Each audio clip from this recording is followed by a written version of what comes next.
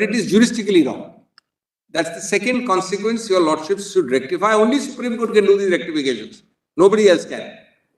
Well, it's really futile to have a whole ladder again starting some High Court, the ladder going all the way to Supreme Court. It really is futile.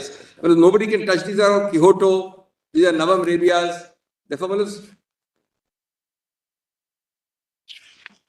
third is the consequence of the governor's direction for a floor test. Well, there is no way in which the governor can interfere like this, especially in a case where disqualification is sub judice or pending.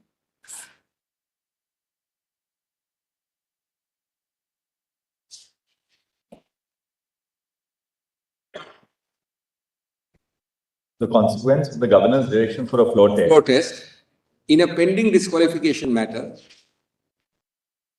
Sub judice at two levels, sub judice at your lordship's level, sub judice at the speaker's level. It's a double sub judice.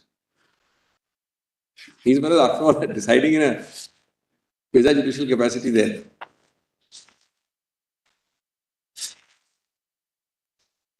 As a tribunal.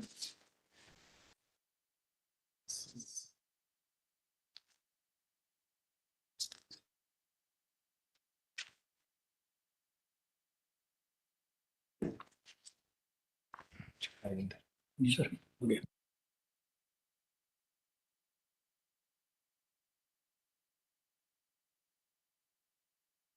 There is this third point, sorry. This third aspect can be rephrased juristically in a different way. Whereas your lordship is dealing with a legislative issue primarily. Executive has no role to come into it. Laterally, sideways, the executive can't enter it. The governor is, though a constitutional post holder, an executive appointee.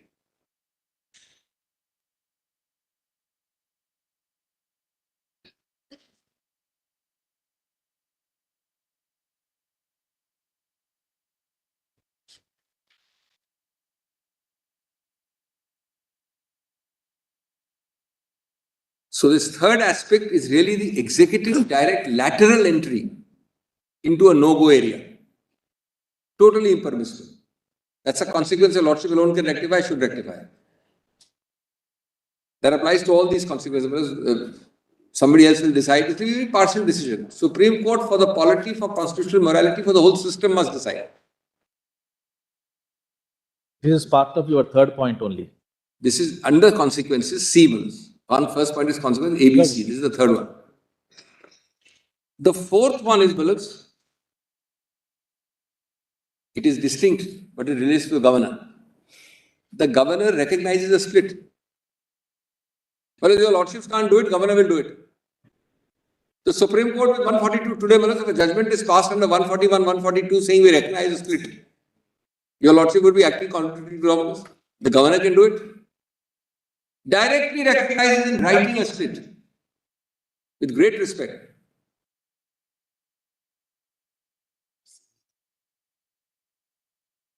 Here there is inbuilt double whammy. The governor is an error as a constitutional holder, and the executive is coming into and recognizing. The central government executive is coming in and recognizing a split. Now that letter, your lordships may not have seen for some time now, maybe in the beginning it was shown. Just turn to that letter, for a minute. Para 7 of the PDF, compilation 2, 326. Correct? PDF 326, compilation 2, dated 28th June 2022. This is very important. A constitutional amendment promoting the constituent parliamentary intent to do away with split is collaterally recognized by an executive appointee governor who has no locus, which the Supreme Court can't also do. Compilation of, there are CC2 of There is a number for each document. CC2 it is called, right? CC2 of the document, not the case law. Convenient. 326, convenience 2. 326. 326 is the PDF page. It's the governor's name on 28th of June. In that volume, it is serial number 5. In that volume. The volume is called serial. Oh, I see. The volume is called serial number 5. My apologies. Whereas your lordship, it just takes. P4. Annexure P4. Yes, sir. We got it. I see. My lord doesn't have it, perhaps. Convenience.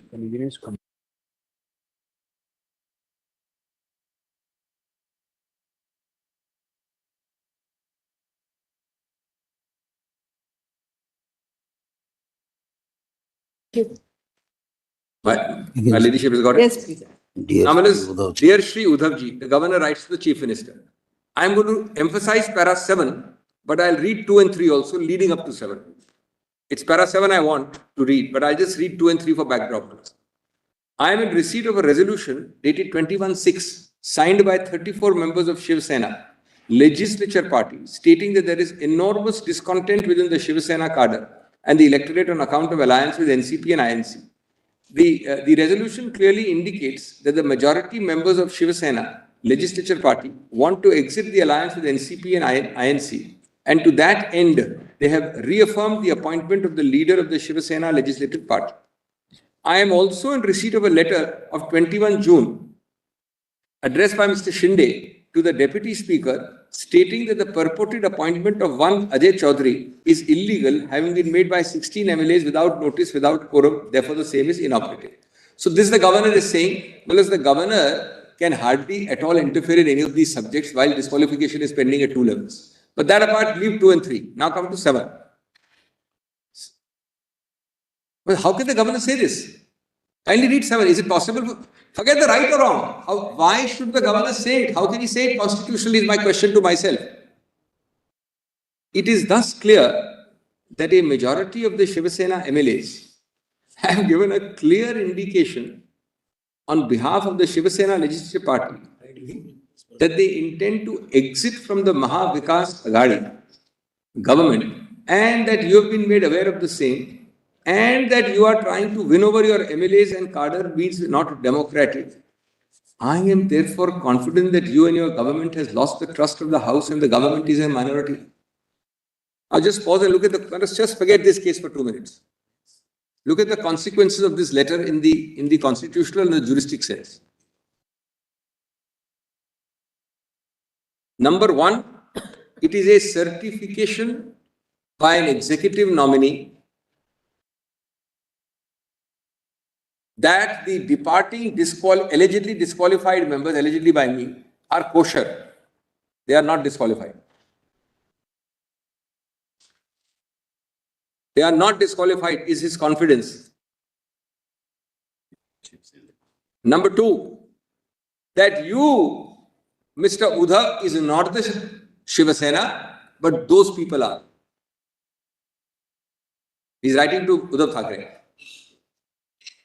3, he is doing it under the nose of a pending disqualification, then scheduled proceeding and a hotly contested Supreme Court matter.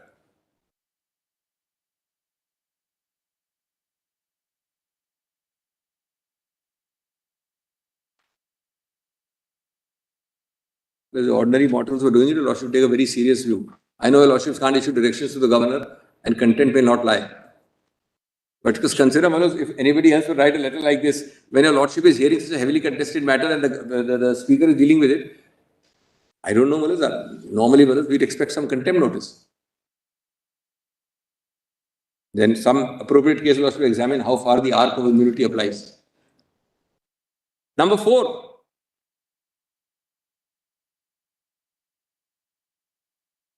he is, Manoj, actually setting up the ground as a precursor. Come to me, I will swear you in. This is an advance intimation. This 7th para read as it is can only say, come to me, I am ready to swear you in. Because you are kosher. There is no problem with you, there is no stigma. Only step left is that, nothing is left.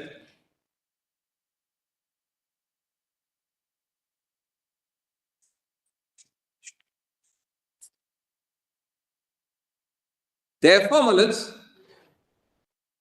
to the other question, my lord, the Honorable Chief Justice asked me on Thursday, my lords, what is it that you want us to do in the event that we agree with you? Your Lordship put a question like that. One of the simplest levels, of course, I gave Your Lordship a larger answer, simplest level is to quash this letter. Now, suppose Your Lordship quashes this letter, just for a minute. And I do not press, except for one or two things, in any meaningful way for other things. Just suppose, I'm just not conceding anything, I'm just giving Your Lordship a supposition. The status quo ante is automatically restored.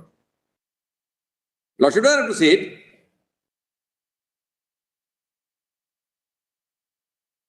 And is that constitutional morality? Is that fair play? Is that upholding the greatest traditions of governance? Because clearly it is. And certainly, there can be no bar, immunity, hesitation, legal obstacle, constitutional bar from quashing this letter if Your Lordship otherwise agrees with me. This letter is not a non-quashable document, Manus. It's directly implemented. It's a direct prayer, directly impugned in all the writ petitions or many of the writ petitions. Take it, Manus. Take it that it's impugned. I don't know if you should take out the prayer.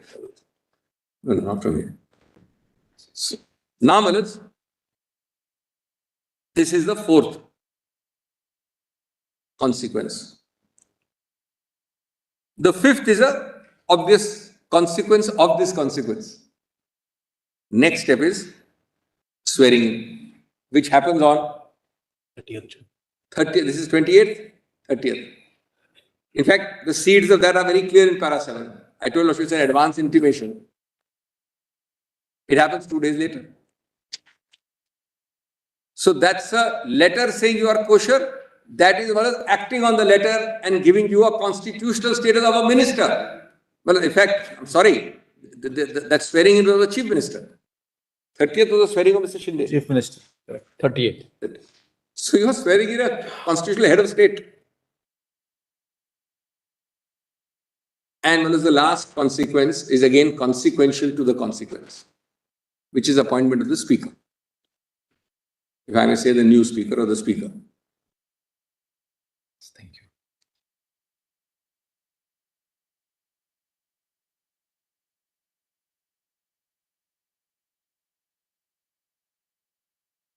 I have given a lordships 6 consequences. I mean, one can make probably 7 or 8 also, but let's say 6.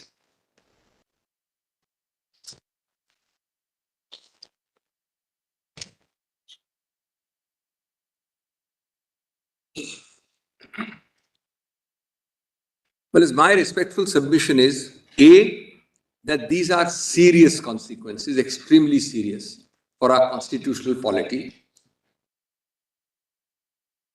B, they are case neutral to the present case.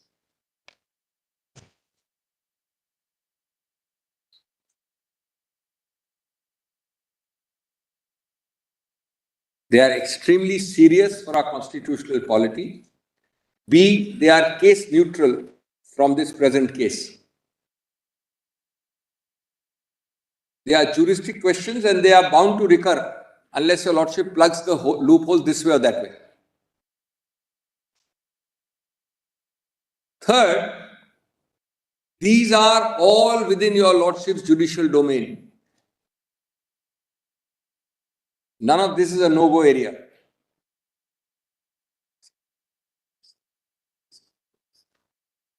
Fourth, and this is very important, fourth, only your lordship, I am not saying your lordships may, I am saying only your lordships can decide and should decide this. I am not even making an optional, according to me, this is only the Honorable Supreme Court, which can and should decide it here, not delegated to any other authority.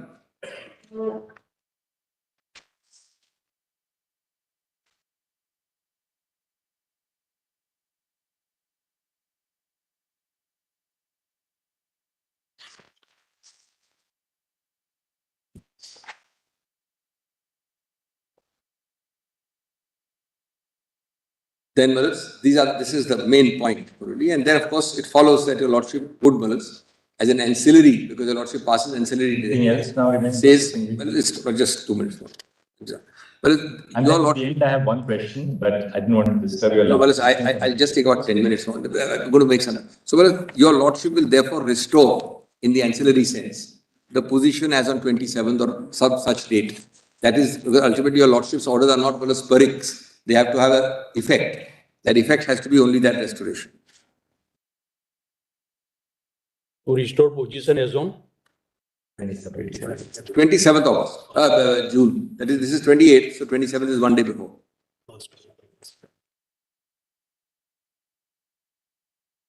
Now, Madhus, coming back to my note, and I'll be very quick with that's written down. Come to para 12.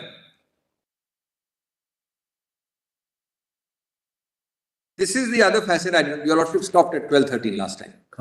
Just come to para 12 of my note. Where you convenience clause. A3, the one your Lordship were using.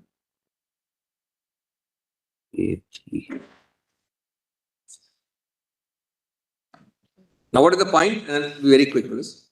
Purposive interpretation in 10th schedule legislature cases, your Lordship is repeated many times. which page, Dr. Singh? Para 12 of my note, page 5. This is that A3 note. Page 7 in there. Oh, I see. It's page 7. Page 7? Page 7. In your Lordship, it may be page 7. Yes.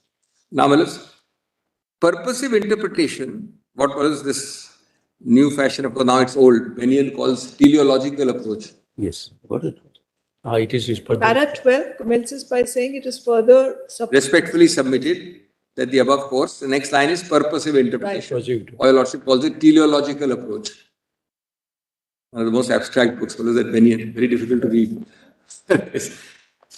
Now let us just see, what is that purposive interpretation? These are the principles. Why does your Lordship talk of the evil of political defections? Next para. Now it will be very brief.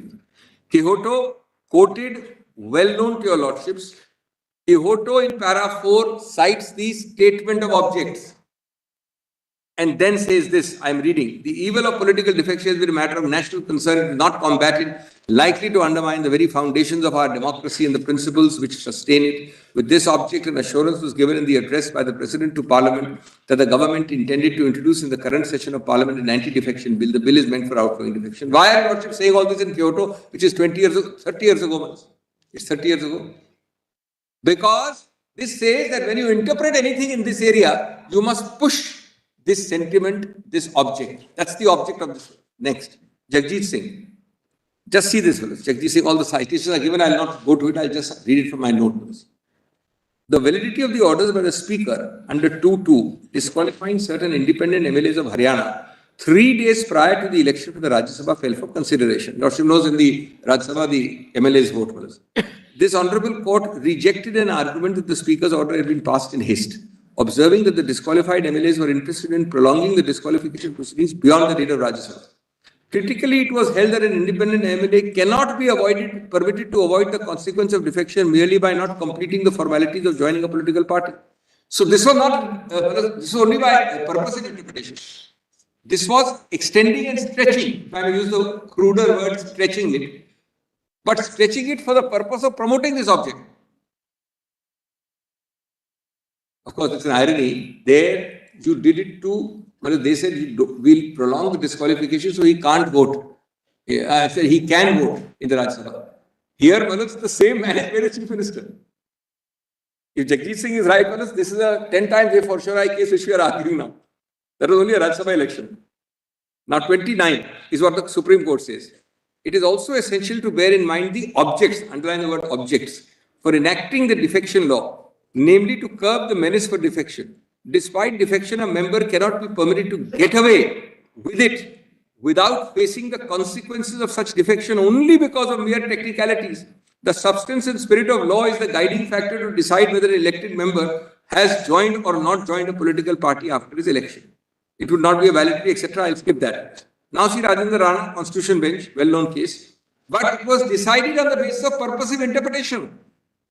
There were gaps. Your Lordship had to fill the gaps. Your Lordship resorted to purposive interpretation. Kindly see that. This Honorable Court rejected an argument of the initial defection by 13. So this is a two-part defection. Initial was 13. Followed by a subsequent claim by 37 MLAs that there was a split in the BSP in terms of para 3 meant that there was no disqualification of the initial 13 MLAs. Now this is the good old days of a split existing. Even then, look at the way Your Lordship interpreted it. Your Lordship had the split existing, but see how you interpreted it. By purposive. The court applied the principle of purposive interpretation to hold that disqualification occurs on the date when the acts attracting disqualification are committed. Therefore, the question of disqualification, whether there had been a split, had to be determined with reference to the initial date, not the subsequent date. Thus, the defense to the plea of disqualification cannot be a subsequent defense and must have arisen at the time when the acts constituting the disqualification were committed. Now, just read two marked portions. I will not read the whole one. If Your Lordship permit me, the first 6 lines of 33 only. It may be that the collective dissent is not intended to be stifled by the enactment of 1022. But at the same time, it is clear that the object, mark the word object, is to discourage defection, which has assumed menacing proportions, undermining the very basis of democracy. Well, the very basis of democracy comes close to basic structure. Democracy has been held to be basic structure already, obviously. Therefore, a purposive interpretation in para 2 in juxtaposition of 3 and 4 is called for. Therefore, then one thing is clear, the defection is the ground for disqualifying a member. He incurs the disqualification if he is voluntarily given a membership of his original political party, meaning that the party on whose ticket he got elected. In the case of defense of a whip, I'll skip that to save time. Come to the next marked portion, next para, the highlighted portion. The fact that a decision in this regard may be taken in the case of voluntary giving up by the speaker at a subsequent point of time cannot and does not postpone the incurring of disqualification by the act of the legislator. Similarly, the fact that the party could condone, could theoretically, there's a para which allows you to condone, the defiance of a whip within 15 days, or that the speaker takes the decision only thereafter, cannot also pitch the time of disqualification as anything other than the point at which the whip is defied. I am not only arguing relating back, I am arguing purposive interpretation. Apart from relating back. Relating back is arrived at by adopting purposive interpretation. Therefore, in the background of the object sought to be achieved by the 52nd Amendment and on a true understanding of para 2, with reference to other paras, the position that emerges is that the speaker has to decide the question of disqualification with reference to the date on which a member voluntarily gives up his membership or defies the whip. That is arrived at by purposive interpretation, no other way. It is really a decision ex post facto. The fact that in terms of para 6, a decision on the question has to be taken by the speaker or the chairman cannot lead to a conclusion that the question has to be determined only with reference to the date of the decision of the speaker. An interpretation of that nature would leave the disqualification to an indeterminate point of time to the whims of the decision-making authority. Same would defeat the very object of enacting the law. Whereas by disabling notice to a speaker, you will achieve the same. By the governor writing letters, you will achieve the same. All these are nullifying the 10th schedule. That's why purposive interpretation is vital. Your Lordship has separately noted with me paras 12, 52 and 53 of Rana. That is done in the earlier department argument. That's not quoted here. Now, Srimant Balaji Patil, Balasaheb Patil, in para 89, which is quoted, just come to the boldface alone to save time. So I'm skipping long paras in between. If we hold that the disqualification proceedings would become infructuous upon tendering resignation. Now, this is another technique, because if you are disqualified, then you have to fight an election again to become a minister. Well, if you are disqualified, you must fight an election again to become a minister. So people will just resign and then immediately become a minister. Then you get 6 months to be elected. You can become a minister now and need not be elected for a while. So to get around that, this is Your Lordship purposive interpretation. If we hold that the disqualification proceedings would become infructuous upon tendering resignation, any member who is on the verge of being disqualified would immediately resign and would escape the sanctions provided under 751, 164 and 361. These are remuneration consequences, and also most importantly that you have to, you can be a minister but be elected within 6 months after that. That is not available if you are disqualified. Such an interpretation would therefore not only be against the intent behind the introduction of the 10th schedule, but also defeat the spirit of the 91st Amendment. Then, Malas, DTC, an inhibition under the Constitution, this is of course not a defection case, but on the principle of purposive, an inhibition under the Constitution must be interpreted so as to give a wider interpretation to cure the existing evils. Now, this is important, even though it's not highlighted, just read this para, 118. Legislation, both statutory and constitutional, enacted and true from experience of evils, but in general language should not therefore be confined to the form that evil had taken. Time works changes, brings into existence new conditions and purposes and new awarenesses of limitations. Therefore, a principle to be valid must be capable of wider application than the mischief which gave it birth. It was born for reason X. Today, our Lordship will expand it to Y, tomorrow to Z, because we learn from experience, brothers. As they said, brothers, not spirit of law, not logic, but experience. The famous words of Holmes. This is, therefore, a principle to be valid must be given wider application of the mischief it gave it birth. This is particularly true of constitutional constructions. Constitutions are not ephemeral enactments designed to meet passing occasions. These are, to use the words of Chief Justice Marshall, designed to approach immortality as nearly as human institutions can approach it.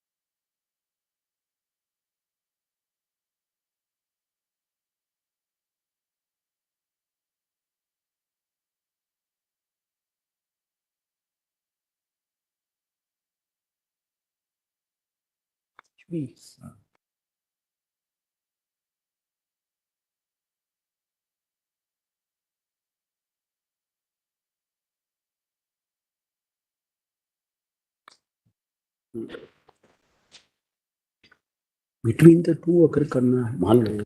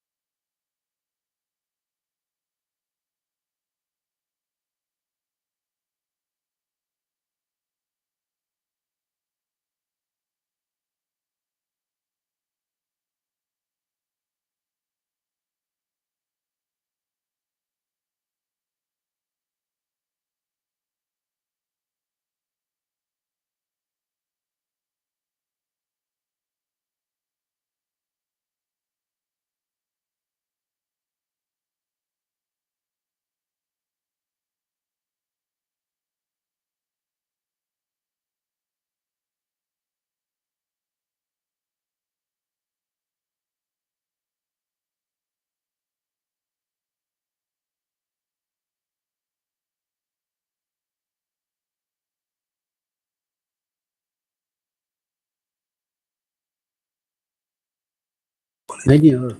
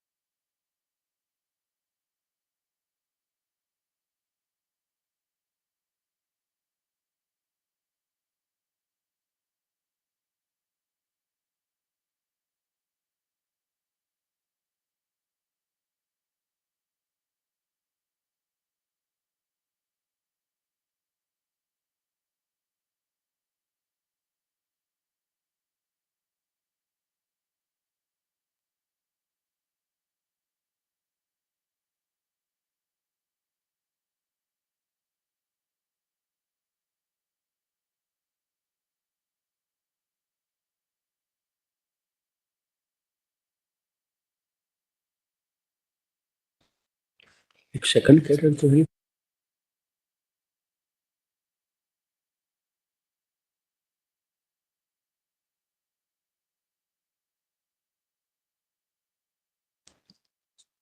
Yes, sir. The last two lines above para 91 in my note, which is para 16 at the end of. In the application of a constitutional limitation on inhibition, our interpretation cannot be only of what has been, but of what may be. My Lord has got that para? what is here? Well, within 16, I have quoted judgments. In the quotation, there is a para 91, 2 lines above 91. Yes. Then, next 91, I will not read. Your Lordship has it. One is coming out of your Lordship's ears, this judgment. 5 days your Lordship heard this. Only one sentence I am emphasizing, which was not relevant for the other case. I mean, I didn't argue it there. This is a quotation, Manus. Last line of 284. The courts must adopt such an interpretation which glorifies the democratic spirit of the Constitution. I'll skip, Manus. Whole of 17, I'll skip. 18 is a very important paragraph, but I have in a different way covered it factually. Manus. It includes an overlap with the consequences argument. All the facts are itemized there. So I'll skip it, Manus, to save time. 18. My Lord has seen my 18. You should just keep it as a factual summary. Now come to 20. Allowing the disqualification petition to be decided by a person who has been appointed as speaker with the active support of the respondents and who has conducted himself in a biased and malafide manner would result in incentivizing the constitutional sin of defection. That's the phrase I want to comment for Lordship's consideration. Incentivizing the constitutional sin of defection and would be against the spirit and intent behind the 10th schedule. The same would be the teeth of constitutional morality. Thus, the principle of purposive interpretation demands that the present speaker not be entrusted. This fellows ends the purposive part. Then para 22 is fellows an interesting point and not merger. Just see the irony here. Your Lordships has only one defense, fellows, apart from condonation of merger. Merger is the supreme irony in this case. Merger is not even alleged by them, claimed by them, raised by them. In case of a merger, suppose 8 out of 10, 6 out of 10, 9 out of 10 leave, the remaining chap left behind is protected. Under your Lordship's 10th schedule is protected. He otherwise, he's a loner. He would himself be, he's protected. Here, but for your Lordship's interim order, which we argued just a few days ago, I'm not protected. Without claiming merger, I mean, today they are issuing letters and whips, which, I'm not talking about Lordship's protection. The whip is being issued as we speak, in various manners, they are entitled to, if the EC has recognized them. But for Lordship's protection, I would be liable to be disqualified for not following his whip. Because without invoking merger, without there being a merger, there is no protection. They become the party. These are consequences. This is a consequence Lordship add in my 6 consequences. This is a very weird consequence. It's a very weird consequence. If you have the defense of a constitution, you are worse off. If you don't take the defense of the constitution, you are better off. I should have mentioned in the consequences list, Lordship will consider putting it there. It's an absolutely absurd, weird consequence. Then, Manas, I have extracted para 4 in para 23, that is para 4 of the 10th schedule. And I've made this point in para 24 again. And therefore, Manas, I have ended with this. I'm ending my submissions with one, Manas, judgment which I have decided. That's an absolute end, Manas. That's an interesting judgment on, Manas. Where is it found? Where is it found? 3F. Compilation of judgments, 3F. volume 3F. 3F. It's a judgment called Indore Development Authority 2028 SCC 129. Constitution bench. On restitution. On restitution. Yes. Your Lordship is a party to it. Restitution, no? Restitution. Because that's the fifth facet or sixth facet of setting right a wrong. Well, you call it actus curiae, your Lordship will not allow your Lordship's acts or judgments to harm a party. Your Lordship calls it a situation created by your Lordship's order, etc. Another facet of saying the same thing is restitution. And my Lord is absolutely right. Which page you want to read? This is in this volume 3F at PDF page 1 minute. 33. 1 minute. Starts with 33 is the PDF page of volume 3F. And the citation of Indore development is 2020 8 SCC 129. 33. 33.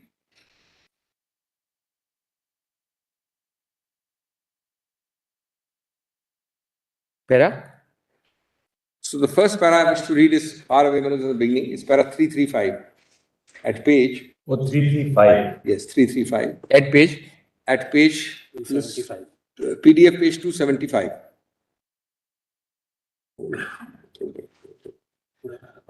Let's mark it now. May I read it, brothers? The page of the PDF is 275. Yes. My lords have got it. The principle of restitution is founded on the ideal of doing complete justice at the end of the litigation. I emphasize the word complete justice and I emphasize the word restitution. And parties have to be placed in the same position but for, I said the but for test, but for the litigation and the interim order. These are very, very important words on the Constitution bench. But for, that's the test. But for the litigation and interim order, if any, passed in the matter. In southeastern coalfields, it was held that no party could take advantage of litigation. It has to disgorge the advantage gained due to delay in case the list is lost. The interim order passed by the court merges into a final decision.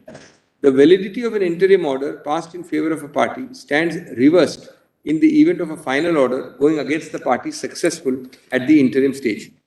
Section 144 of the CPC is not the fountain source of restitution. It is rather a statutory recognition of the rule of justice, equity and fair play. The court has inherent jurisdiction to order restitution so as to do complete justice. This is also on the principle that a wrongdoer should not be perpetuated. Wrong order, not wrongdoer, wrong order should not be perpetuated by keeping it alive and respecting it. In exercise of such power, the courts have applied the principle of restitution to myriad situations not falling within the terms of 144. What attracts applicability of restitution is not the act of the court being wrongful or mistake. So this is apart from actus curiae or an error committed by the court.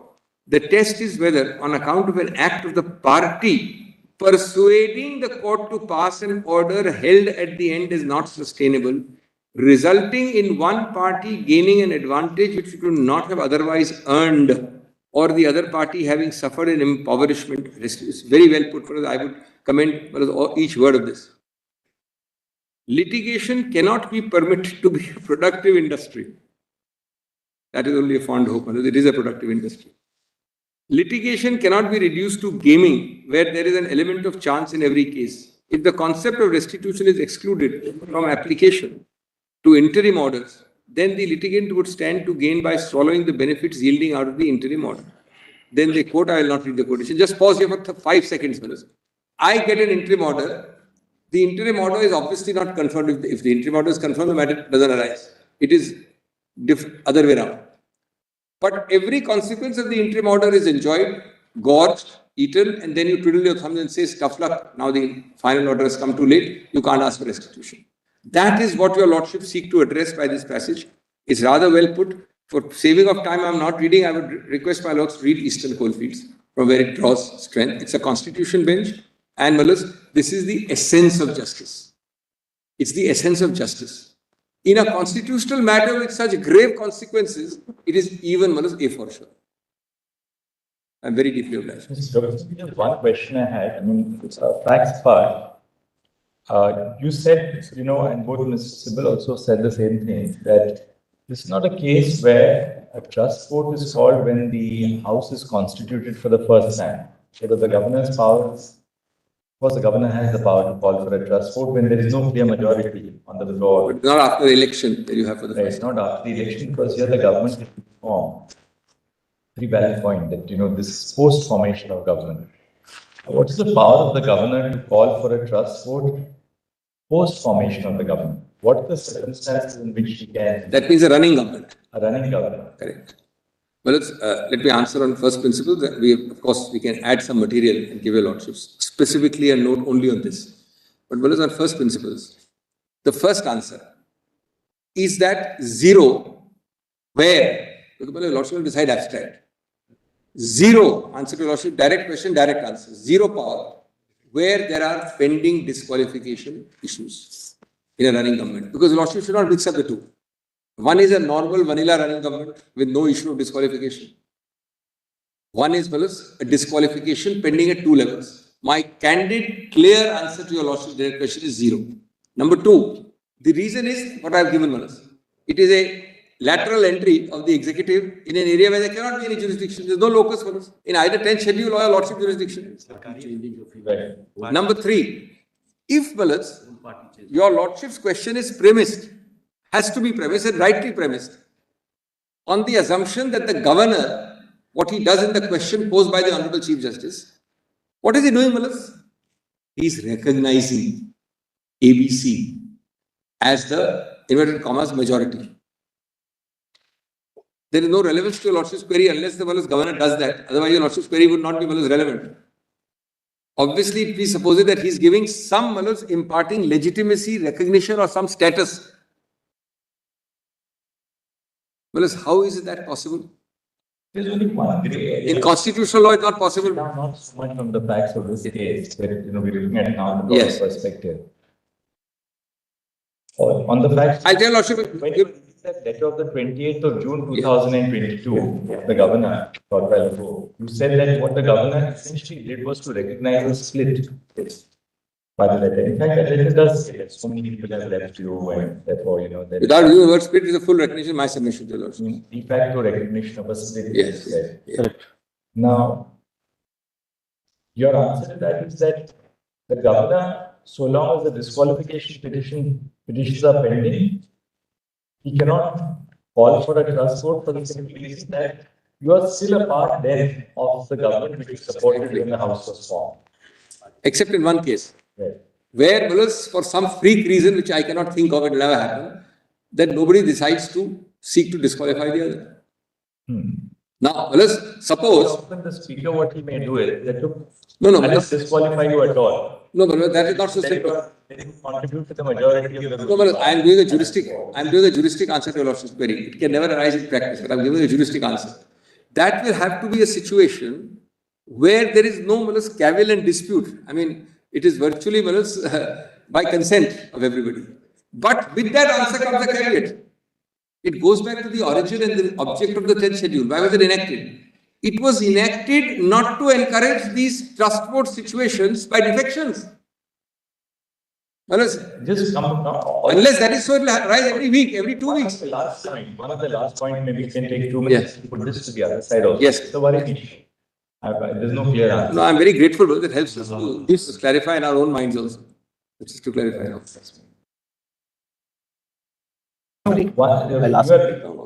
There is, in assessing the strength of a ruling party in the House, whether it's the Legislative Assembly or the Parliament, you have a numerator and you have a denominator.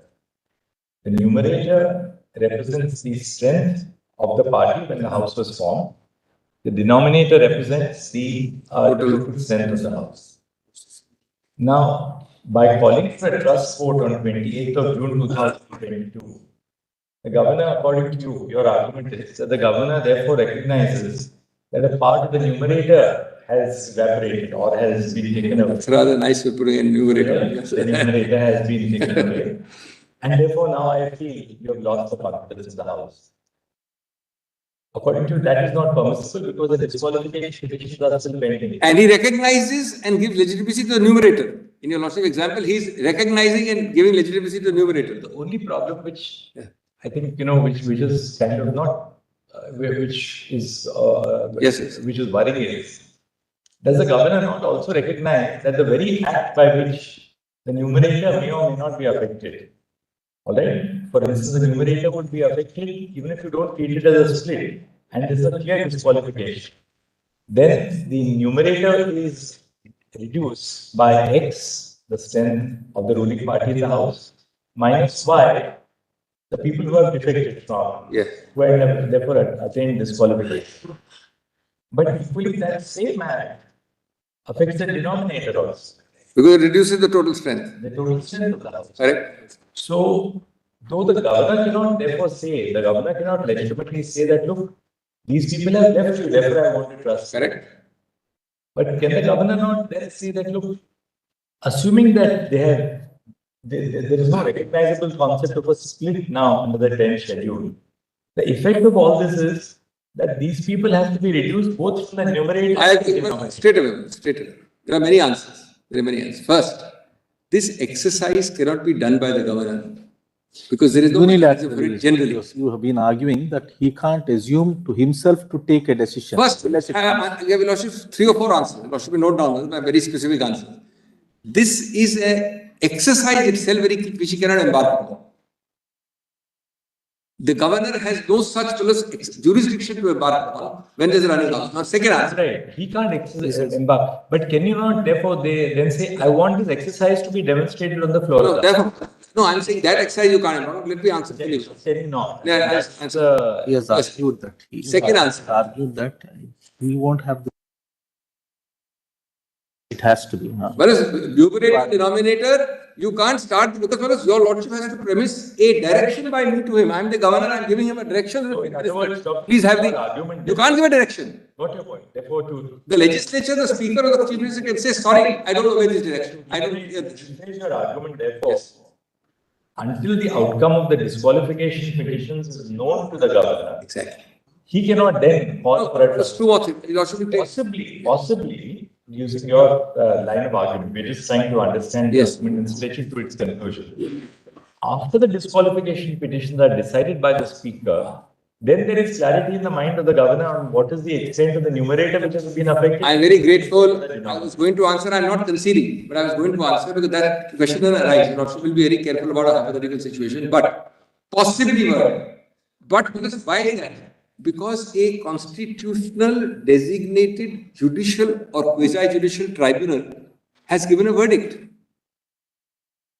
After that, there is something, as the Lordship puts it, that verdict, unless disturbed by the High Court or the Supreme Court, is binding or operating. But here, your Lordship's query answers the first part. You are doing it well before. You say another point in your favor, actually, which is that the very same unit which affects the numerator affects the denominator also. Yes, right. So, if the governor cannot postulate until the disqualification petitions have ended that the numerator has been affected, then he cannot say that the denominator is affected. No, he cannot. By the very arithmetic, it has to be both. It is very selective otherwise. Right. Because the same act of defection which reduces the strength of the ruling party, which also then affects the strength of the house. And Manas, can you start doing this? This is the word premature stares your Lordship in the face. Constitution says this body will decide. This body is yet to decide. You are going to give a decision virtually. I will reduce the denominator, I will reduce the numerator. That will create chaos. And Malas, your Lordship has to see, Malas, You are saying you can't take cognizance of the existence of the 10th schedule proceedings. He can take only upon an order passed. Consequence of the 10th schedule proceedings. After a determination by the 10th. That's a very pithy summary. The consequence of the 10th schedule can be some basis unless disturbed by the High Court or Supreme Court to act. Until then, they continue to be members of the. And it would be in rem. Once that Otherwise, this would be really a method. there'll be chaos. There'll be chaos. And unless, not that it should come into your lordship cannot ignore the reality of around the country. Governors also. We got your Governors are no more angels. Just 2 sentences. Number one, Malad. 10th schedule doesn't recognize majority minority. Absolutely. No, Correct? Correct. 10th schedule postulates, Malad, that even if there is a split of a majority, it can't be recognized. The governor knows that.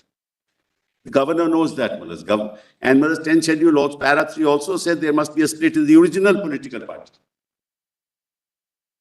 10th schedule, Malad, para 3 said original political. Right. What's your main We know that there was no split. Governor knows there was no split in the original political party.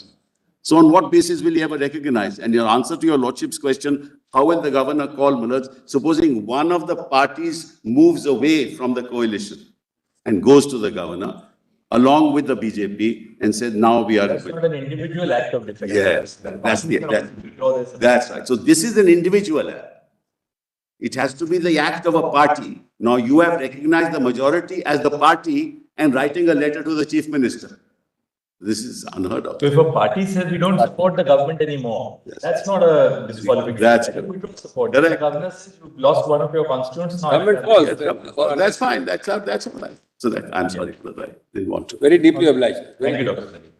Thank you, Dr. Yes. Wait, please, Lords. Lords, I'll be very brief, Lords, for 15-20 minutes. Lords, some issues have not been covered. What are the points that you want? Yes, Lords, straight away.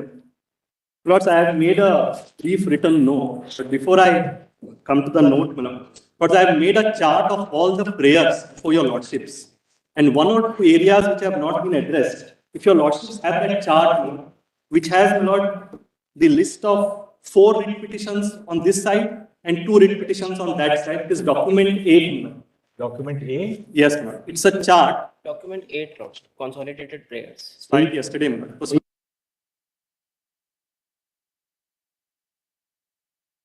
Serial number 1 and 2 are writ petitions filed by my learned friends. Lord, challenging the notice issued by the speaker. First one. Yes, Lord. The first 2, but that was the Lord's subject matter of 27th order.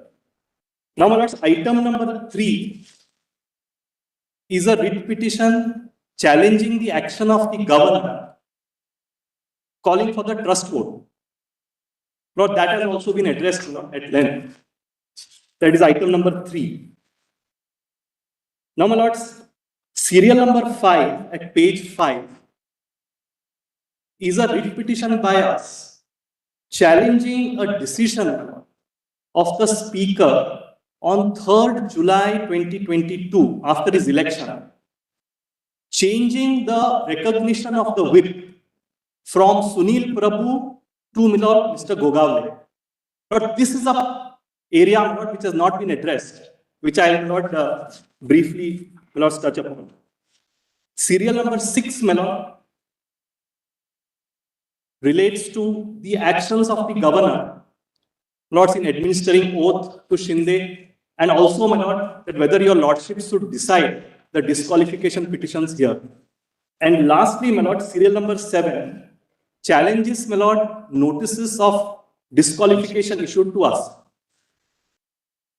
Now, my lords, I will limit myself, my lord, to the challenge of 3rd of July 2022. And this challenge, my lord, is an independent challenge, irrespective of the view which your lordships will ultimately take as far as disqualification is concerned or governors, my lords, actions are concerned. Now, kindly have a look at the writ petition itself, my lord. The writ petition starts. What is the writ petition number? Yes, my lord. That writ petition is 479 of 2022. Yes. Starts at, my lord, 470 PDF, common compilation 1. 406. 406, no? No, it's not 460. Common compilation. 6, my lord, I'm sorry, 406. Starts at 406. Common compilation. Starts at 412. This period. Yes. 406. And if I can just quickly, my lord, point out my prayer there, which is, my lord. 1 week. I'm sorry. Trying to pull out that. Which common compilation did you say? Common compilation. 3C. Common compilation 1, Convenience compilation? serial number 4. Convenience compilation It is convenience compilation, Convenience not common compilation. Right. of documents. Yes, yes. Yes. Lords, kindly see my prayer.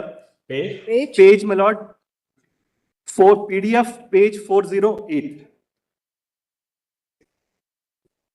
408. Lord, this is to quash and set aside the communication of 3rd of July 2022. And the grounds taken are not that the speaker could not have acted on the request of the legislature party. The speaker is obliged only to act on the directions of the political party as far as para 21B is concerned. The decision of the speaker itself. Would not have acted on the, Lord Lordship did not take down any notes, it's there in my note. on the advice of the legislature. Yes, that's right. I'll just show the documents, Lord, and straight away come to the note. If your Lordships have the decision of the speaker, which is of 3rd of July, my lord, at PDF, my lord, 382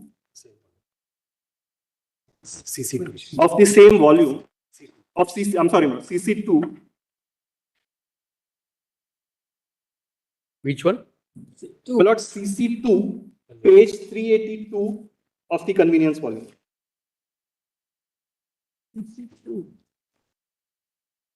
Serial number 5. Compilation. The running page is 369, PDF page 382. Your Lordships are aware, my lord, this decision is taken after the election of the speaker, my lord, on 3rd, on the late night of 3rd. So kindly see what he says, my lord. Just 1 second, I'm just trying to track it down. Convenience compilation 2, right? Yeah. Page? Page 382, I'm sorry. 382. With reference to your above mentioned letter, I have been ordered to inform you that you have been replaced from the post of legislature party by nominating the name of Ajay Chaudhary. In this regard, you have raised the objection by addressing the letter on 22nd June. In this regard, after deliberation on provision in the law, Honorable Speaker, Maharashtra Legislative Assembly has cancelled the approval granted to Ajay Chaudhary as the leader, Shiv Sena Legislature Party, and kindly see the next, my lord, and approves the recognize the nomination of Eknath Shinde as the leader, Shiv Sena Legislature Party. Similarly, the proposal to nominate Sunil Prabhu as the chief of Shiv Sena Legislature Party is to be cancelled and to recognize the nomination of Bharat Gogavle as chief whip of Shiv Sena Legislature Party has been approved and recorded in the registry. So, my lord, my argument is limited to the second part of the decision. Cancellation. As far as, my lords, the replacement of Sunil Prabhu by, my lords, Bharat Gogavle by the action of the speaker on the 3rd.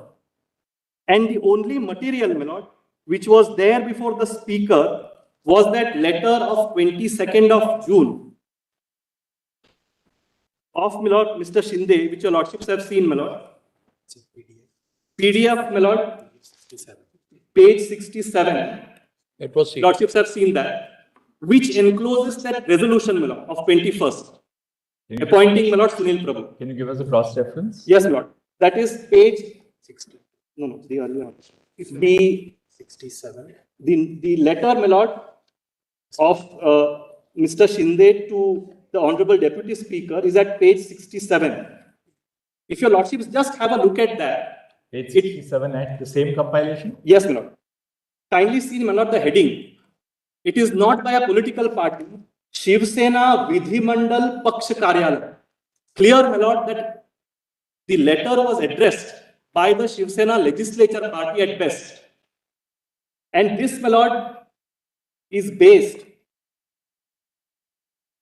on the resolution which was passed in Guwahati. Which is, my lord, that resolution at page 49. 62. At, my lord's PDF page 62. Again, Shiv Sena Vidhimandal Paksh Karyalaya. Sorry, sir. 55. PDF page 55. Again, the heading is also Shiv Sena.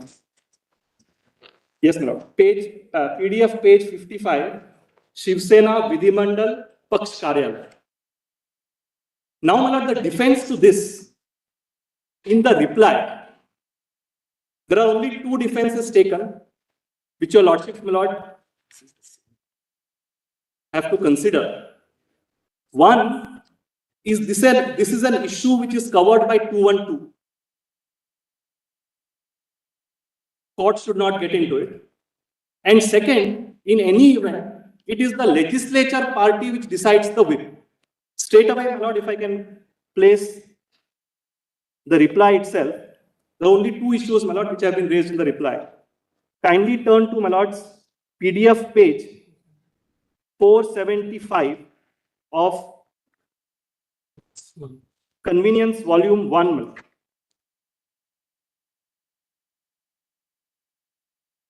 If your lordships have page 475,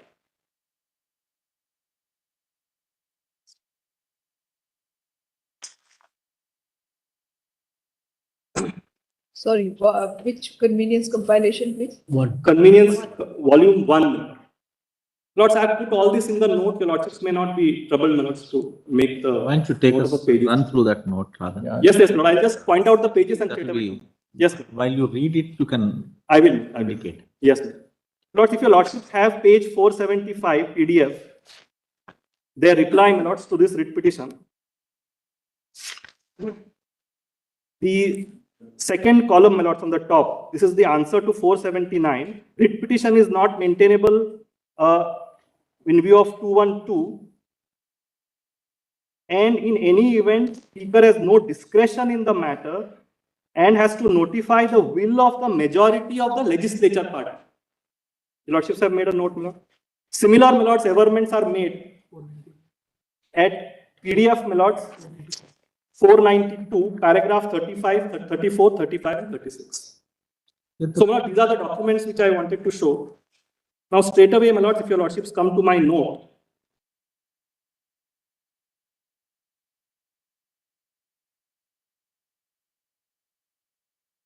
Your notice? my lords, that is A2, my lords. A2, it's called additional WS. Devdutt, your A1 is about the 7-judge issue, I think. Yes, my lord, that's right. Correct. A2.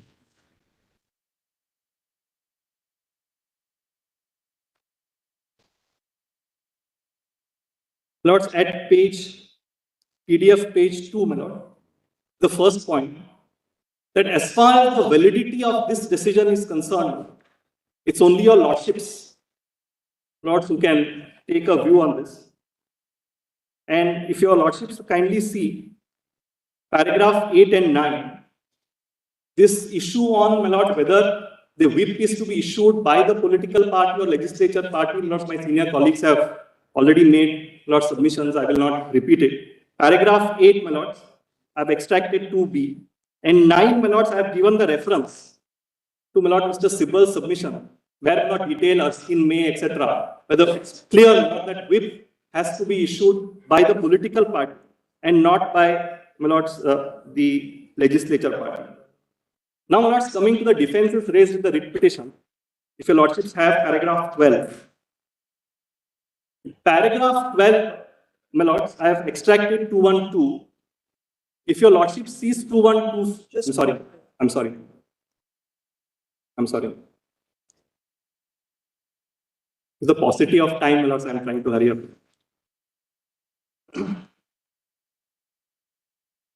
Yes. Lords, paragraph 12, 212 I have extracted. The first, my lords, criteria for 212 to kick in is that the validity of any proceedings in the legislature of a state shall not be called in question. So my submission is, my lord, that the decision of the speaker of 3rd of July 2022 is not a proceeding in the legislature of the state. And my lords, I am fortified, my lord, by Mohammed Siddiqui's case, which I have extracted in the next paragraph. Paragraph 34, my lord. The above proposition makes it clear that the finality of the decision of the Speaker and the proceedings of the state legislature being important privilege of the state legislature, etc. The proceeding of the legislatures include everything said or done in the House in the transaction of parliamentary business.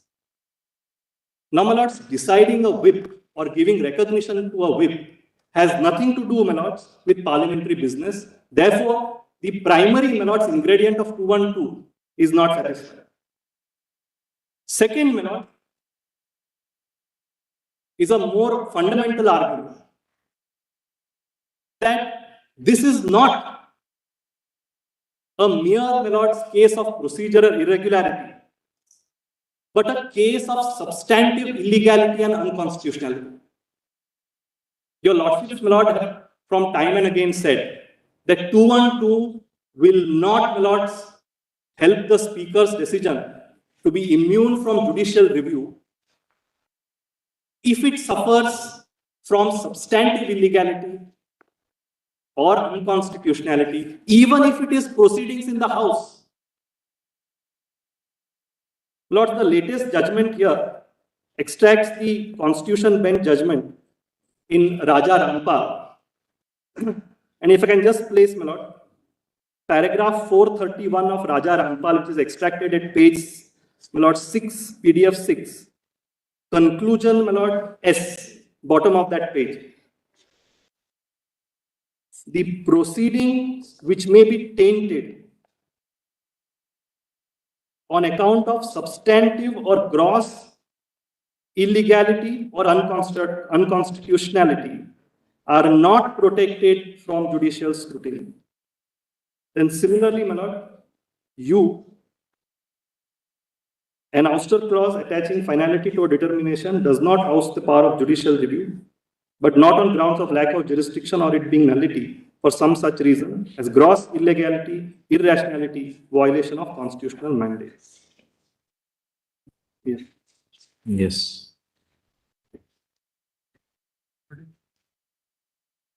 Now, my lords, as far as, my lord, the decision is concerned, that this is not a procedural irregularity, but a substantive illegality or unconstitutionality is borne by a plain reading, my lords, of paragraph 2 of the 10th schedule. And, my lords, all the authorities and material which has already been relied upon, that references I have given. If your lordships have paragraph 9, my lord, I have given the references, page 70 to 96. Paragraph 9, page 4 of this note, and I will not, my lords, repeat it. Now, my lord, the second point.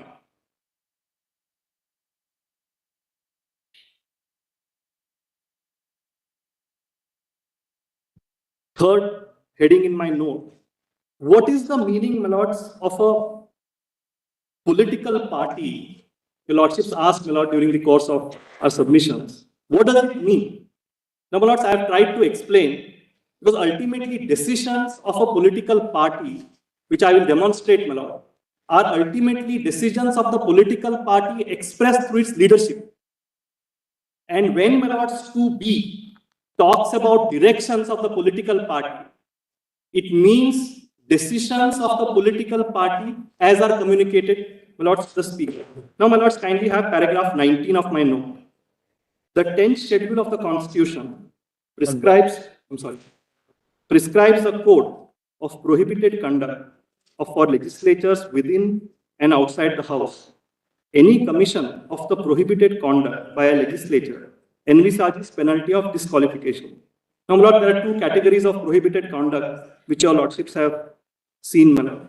And the footnote will show, my lord, I'm not going to repeat it, what is prohibited conduct for the purpose of para 21A. I've given the references also. Resignation need not be, Lords, explicit, it can be inferred, giving a letter to the governor, Lords, going to the governor with the opposition parties constitute para 2(1)(a). All the references are there. Now, my lords, the substantive submission on the term political party, if your lordships have paragraph 21 now. It's not a nebulous concept. The term political party occurring in the 10th schedule is not a nebulous concept, but a term which has a definite connotation. The term political party referred to in the 10th schedule is an association stroke body of persons which has a definite leadership structure which is recognized by the Election Commission of India under section 29A of the RP Act. A political party is not synonymous with its legislators. A political party includes in its ambit the entire organizational structure which is spread at several levels, block level, taluka, district and state level, apart from the primary members holding those posts. Your lordships have seen, my lord, as far as Shiv Sena was concerned, organizational elections were held in 2018 and the leadership structure was communicated in January of 2018. The documents your lordships have seen, I'm not going to point it out again.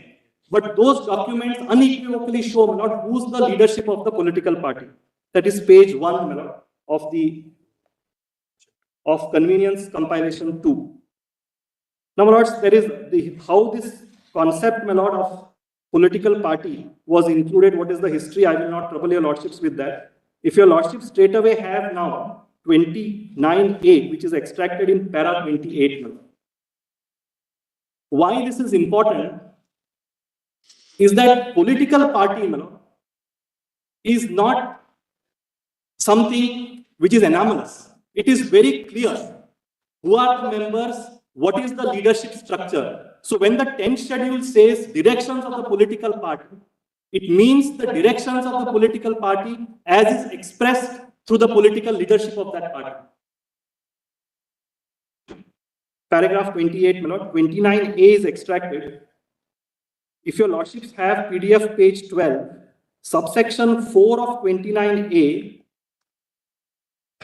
clearly states that the application shall contain the details of the president, secretary, treasurer, and other office bearers. So the leadership structure what has to be intimated to the election commission. Now, my lords, detailed guidelines have been made under Article 324 under section 29A, and that also, my lord, is a part of this very written submission. If your lordships, my lord, just have PDF page 21, it requires, my lord, the following documents to be submitted, which includes office bearers. The lordships may kindly make a note at page 22, and also, my lord, affidavits to be given by the president and secretary, which is, my lord, PDF page 34. So therefore, my lord, coming back to my note, my lord, paragraph 30. The fact that Shri Uddhav Thackeray is the president of the party, as per the constitution of the party, was intimated to the election commission from time to time. Thus, the terminus quo for deciding a disqualification petition under the 10th schedule in regard to the prohibited conduct of a legislature has to be with reference to the state of affairs of that political party as it existed on the date of alleged action of disqualification. The term political party in the 10th schedule is referable to the political party as registered and recognized by the ECI under section 29A. Now, my lords, the next section that the 10th schedule is intended to maintain the integrity of the political party, my lord, your lordships have been taken through it. I will not, my lords, trouble your lordships with that. If your lordships now have serial number 5, Roman 5, my lord.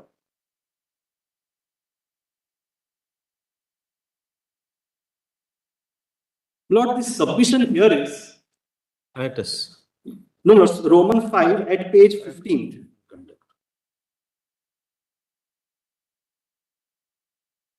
The correct constitutional conduct for legislators who claim that they represent the original political party is to first get their claim resolved before indulging into prohibited conduct under the 10th schedule. Now, my lords, the core question, my lord, which arises for consideration of your lordships in this case is that when there is an intra-party dispute, can, my lord, certain MLAs take the defense that, look here, I am the political party and I will indulge into prohibited conduct under the 10th schedule. And after indulging into prohibited conduct, toppling government, forming the government, file proceedings on 19th of July before the Election Commission for, my lords, validating that claim. And the defense taken is, look here, I am the political party. So your lordships, my lord, are called upon to decide what is the correct course of conduct in this situation. Para 36, my lord, it is respectfully submitted that in the event of a dispute within the political party, the correct constitutional conduct for legislators who claim that they represent the original political party is to first get their claim resolved before indulging into prohibited conduct under the 10th schedule. It is submitted that if a legislature or a group of legislators have a claim that they represent the original political party, then it is imperative that such a claim has to be resolved or adjudicated upon and decided in accordance with law. Brahmanand Reddy, my lords, was already cited. It is no defense in a disqualification petition to say that the defectors have a claim of constituting the original political party till such claims of MLAs that they represent the original political party attain fruition by a process known to law. Such MLAs are governed by the code of conduct prescribed by the 10th schedule. Any other interpretation would make the working of the 10th schedule untenable. In the facts of the present case, Sri Eknath Shinde and his faction resorted to prohibited conduct of violating the whip, indulging into anti-party activities, instead of getting their claims adjudicated or resolved in the first instance, and then indulging into political activity.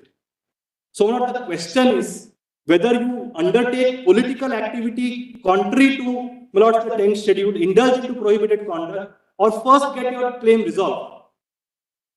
Any other interpretation would lead to 10th schedule being rendered unworkable. This can be demonstrated by a simple example. A legislative assembly has 40 members. Political party A, headed by Mr. X, has 5 MLAs. Party A forms a coalition government with Mr. X as the chief minister. Subsequently, 3 MLAs out of 5 claim that they are the real political party. The said 3 MLAs go to the governor along with the opposition parties to form the government. If the disqualification petitions are filed against those 3 MLAs, the petitions will have to be decided with reference to the state of affairs as it existed on the date of prohibited conduct. This is in line with Rana of relating back. Thus, the faction of 3 MLAs should first get their claim of being the real political party adjudicated and determined, and then take a political decision instead of putting the cart before the horse. This is the only interpretation which harmonizes the provisions of the 10th schedule and the symbols order. This interpretation will harmonize various competing interests and objects and ensure that the integrity of the political party is maintained, and at the same time giving individual MLAs or a group or a faction the opportunity to get the political leadership changed in a manner known to law. My lords, the next submission, my lord, that if the contention of my learned friends is accepted, that moment there is a dispute within a political party, there can't be a disqualification petition, will lead to a complete constitutional hiatus, my lord, as far as 10th schedule is concerned. That, my lord, in paragraph 40, it is respectfully submitted that there cannot be any hiatus in the working of the constitution. It is the contention of the respondent. If the contention of the respondent is accepted, that the 10th schedule proceedings are hinged on a future declaration of their status and or their claim of being the political party, then it would result in a situation where in every case of disqualification, a defense would be taken that the defectors represent the political party and therefore no action of disqualification can be taken.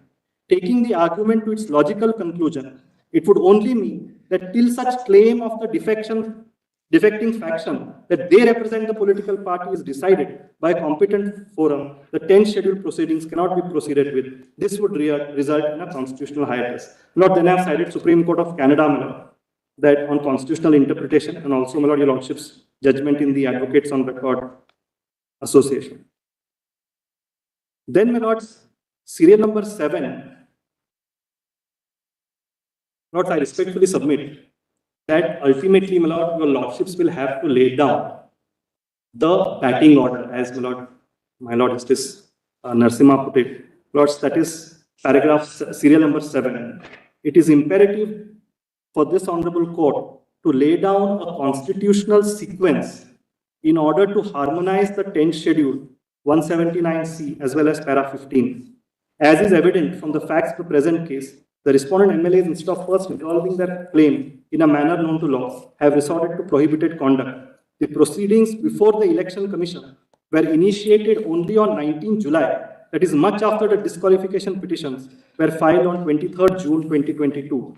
Then paragraph 44 is the Lord's submission. Thus, it is imperative that this honorable court lays down this constitutional sequence and the legal permissibility of 3 distinct constitutional stroke statutory procedures, namely 1, proceeding of disqualification under the 10th schedule, that is 1, second is 179C, my lord, which has already been argued, and then, my lords, paragraph 15 of the symbols order.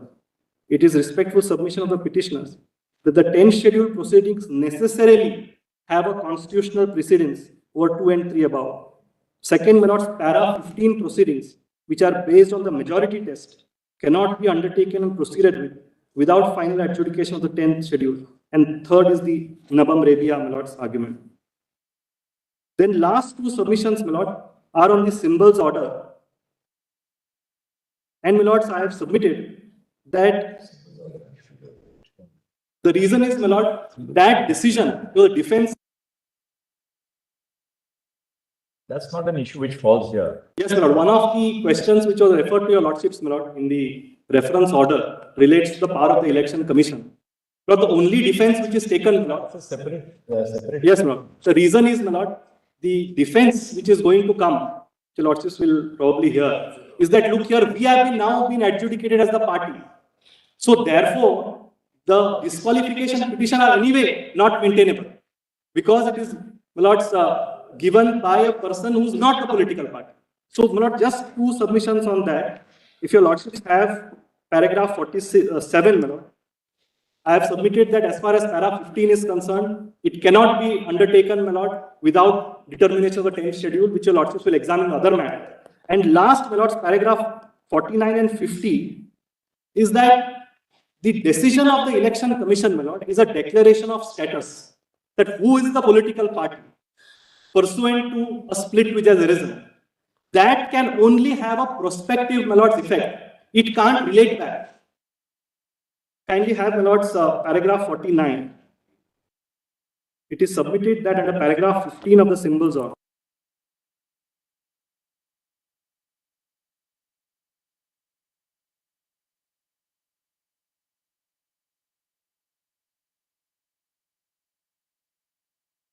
Yes. Yes. It is submitted that a decision under paragraph 15 of the symbols order is a decision which can only have a prospective effect. Then, my lords, I have quoted paragraph 15 of the symbols order. It's a quasi-judicial, my lords, adjudication under the symbols order. That, my lord, adjudication of the dispute results in an order declaring, my lord, XYZ as representing the political party. And this submission is, my lord, that can only have a prospective effect. Now, my lords, kindly see the consequence. If it is held otherwise, that it relates back, it would have, my lord, in our respectful submission, complete, my lord, disastrous consequences as far as the 10th schedule is concerned. Because when the decision comes, for instance, in this case, it has come in February, my lord. Petition moved in on 19th of July. And today to say that in view of this decision now, in February 2023, all the actions of prohibited conduct get effaced, my lord.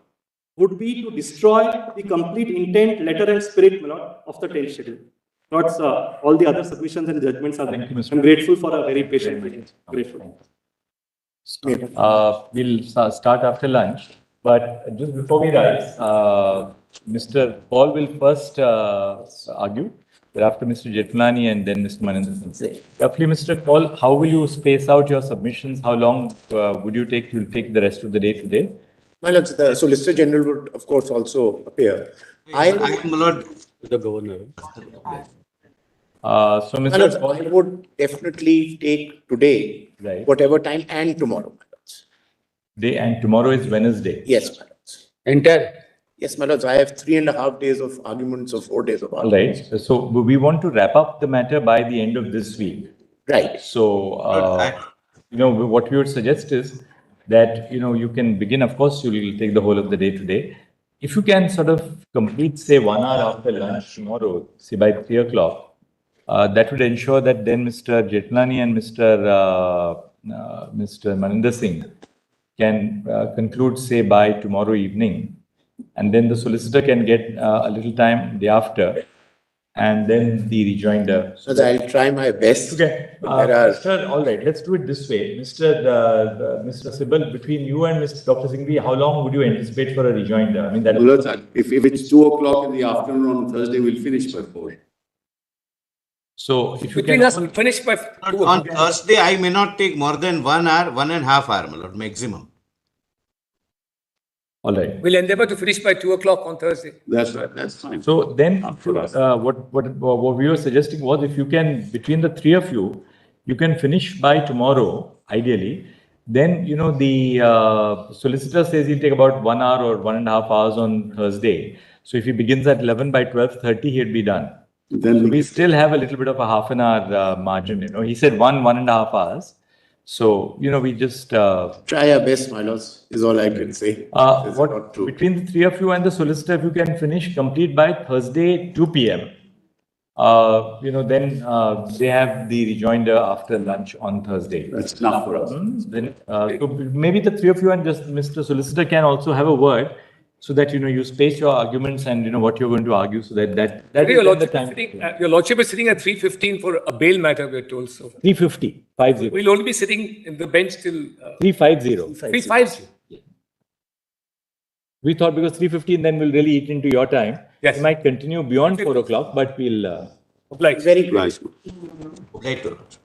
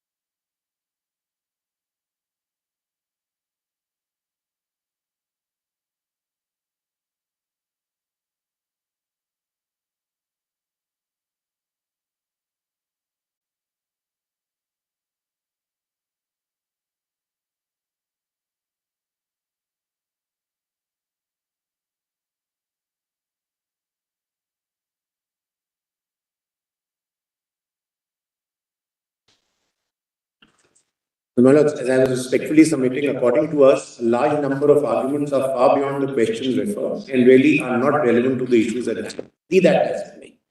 What is the basic premise of the case of the petitioners over the last 3.5 days? That because there was a split in the legislature party, we, the respondents, stand per se disqualified. And because we stand per se disqualified, ex facie disqualified under para 21A and 21B of the 10th schedule, the Supreme Court of India should bypass all coordinate constitutional authorities and decide itself whether we are disqualified or not, or in fact, effectively saying we are disqualified. Hold that. Secondly, till that disqualification is decided, neither should the floor test have happened, nor should the governor have taken a decision, nor could the ECI have taken a decision, because if ultimately they are held to be disqualified, it will have a bearing on the decision made by any of these authorities. And thirdly,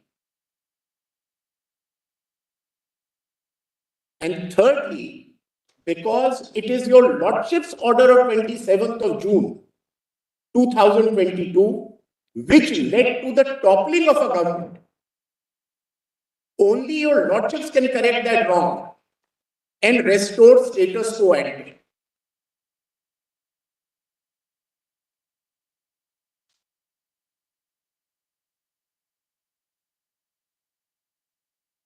Now, my lords, this fundamental premise on which the entire edifice of this case is based suffers from some basic problems before I come to the issues in hand.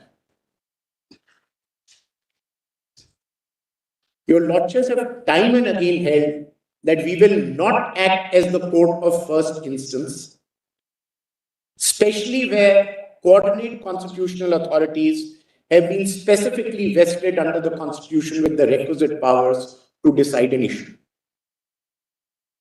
There is also a presumption that we are per se disqualified, so you're the jury, you're the judge, you decided yourself without any constitutional authority till date, having given any finding on our disqualification. You've decided, you've presumed it so. But more importantly, my lords, and before I get into the issues, I want to touch the issue of governor. It is of some concern. There were emphatic assertions made that when my Lord the Chief Justice and your Lordships put a question, that what should the governor do in a case where not before the government is formed, but after the government is formed, there is a problem, should the floor test be ordered or not? What is the course of action that the government should adopt? And the answer given was that floor test ought not to take place.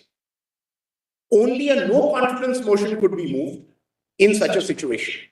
And Dr. Singhvi said that where disqualification petition is pending, my answer is 0 as far as holding of a floor test is concerned. Now, my lords, with utmost respect, these submissions of the petitioners are in the teeth of 9 judges of this honorable court in Bombay, are in the teeth. We are told that the concern in this matter is not about who wins and who loses, but maintaining constitutional propriety and institutions. And I think the arguments sought to be now forwarded before your Lordships are destructive of the entire constitutional scheme as settled by your Lordships in a catena of decisions, including the 9 judges in Bombay. Also reiterated in Shivraj Singh Chauhan's case, where your Lordships relying on Bombay said that it is incorrect to say that the floor test can only be directed to be ordered by the governor before a ministry formation and not after. In fact, your Lordships' words used in Bombay and Shivraj were, it is the duty of the governor to hold a floor test. The only constitutionally ordained forum is the Assembly of Parliament, and no governor or individual in his own opinion can form a view whether a majority has been won or lost, and the only way forward is a floor test. And the court frowned upon the tendency because there used to be a huge misuse of Article 356 to dismiss governments and dissolve houses. So the courts frowned upon it and said that the first instance, the governor must call for the floor test in such matters. Now, my lords, what happens in this case? In this case, on the 27th, and in my earlier submission before your lordships on Navam Revia, I had even then said that I'm not for a minute suggesting that when we filed our 32, Navam was not one of our cases. That's not our contention at all. Navam was one of our important arguments. The other was equally important, was violation of principles of natural justice. And the third was imminent, immediate danger to the lives of the MLAs whose houses were being burned and relatives being threatened. That is why we came in a 32. And that is hugely different and was not barred by Quixote at all. Because our contention was not that your lordship decides on the disqualification petitions, as they are claiming. That was not the prayer in our petition. Our contention was that Navam, even as it stands today, has held the judicial field. It is a constitution bench decision, and the speaker had no jurisdiction to proceed with the matter at all, apart from the principles of natural justice being violated. The court, keeping all this in mind, only on the issue of natural justice on that day, extended the time, did not injunct the speaker, extended the time. Now, extension is interpreted to say because extension was granted till 12th of July, it effectively meant an injunction. I don't see how. If you violate a provision of the rules which says adequate notice should be given, the speaker doesn't give that notice, the Honorable Court says gives them more time. Now, after that, my lords, what does the governor do? The governor in his letter writes to say that 7 independent MLAs who were supporting a ministry have withdrawn support. The leader of the opposition has written to me to say that they have no confidence in the ministry. Within the ministry, a large section of the legislative party have moved a resolution saying that they do not support the MVA ministry and government. Given these facts, I think it prudent and call upon the then Chief Minister, Mr. Thackeray, to come and prove his majority on the floor of the House. Lords, I put a question to myself, what else is the speaker, the governor expected to do? Your lordship's words again in Bombay are, by whatever process or means. The words used by your lordships in Bombay are, by whatever process or means, the governor can gather the information that is required, which raises a credible doubt as to the majority of a government in power. The only course open is a floor test. And that is what the governor goes ahead. You refuse to face that floor test. And your only answer to that is, it was a fait accompli. So, my lords, if democracies which have to be tested on the floor of the House are going to be decided on, it's my fait accompli, so I won't go and face a floor test, and yet want to continue in government, is that acceptable? Is that constitutionally acceptable? The only mechanism known is a floor test, and you evade that. And then you cast aspersions on a constitutional authority to say, which in any case today is the norm, you can cast any aspersion on anyone you want to. And you say that the governor in question failed to discharge his duties, acted with bias in a malafide manner. Well, what was he expected to do? 7 independent MLAs say we have lost confidence. The leader of the opposition writes, 34 of the 55 MLAs pass a resolution saying we have no faith in the ministry any longer.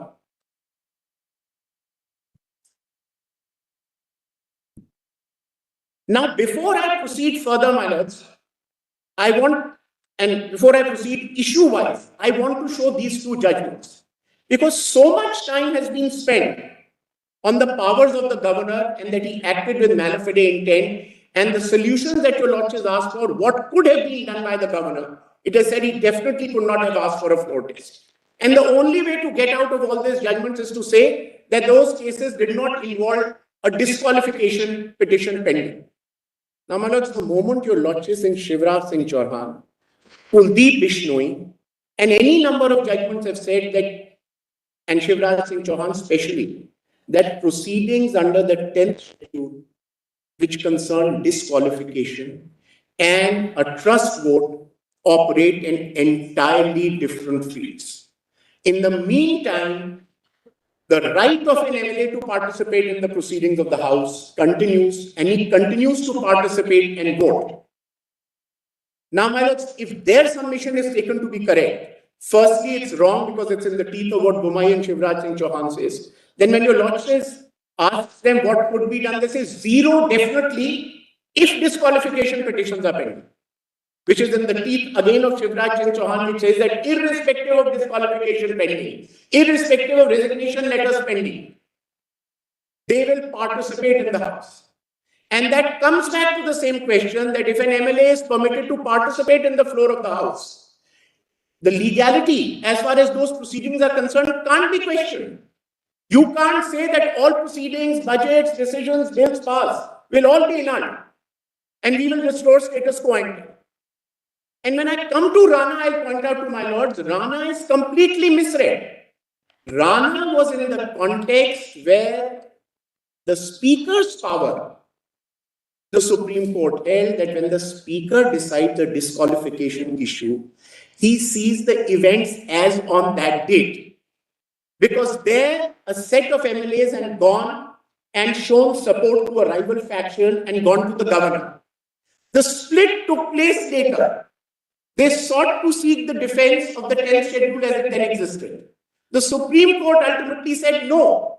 As far as the governor is concerned, the facts will be seen on the day. When they approached the governor, the Supreme Court never said that the MLAs who participated in trust votes, the MLAs who've taken decisions, proceedings which have been legally conducted, will all stand annulled. Because ultimately it comes down to the argument being that if ultimately your lordships were to hold them to be disqualified, the EC proceedings couldn't have gone on, the trust vote could not have happened, and thus restoration of status quo ante, which would mean annulling everything that has happened. That's effectively the argument being made before your lordships.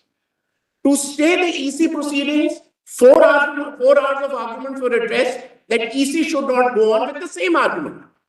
That if EC goes ahead with it and later on it's found that these people are disqualified, they have no right to approach the EC.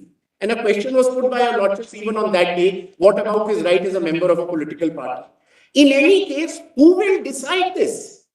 Whether there has been a split in the political party, and then you presume, as if I have argued that there is only a split in the legislature party and not in the political party. We have consistently said so, including in our resolution dated 21st of June 2022, that a legislature party is integral and organically connected and co-joined to a political party.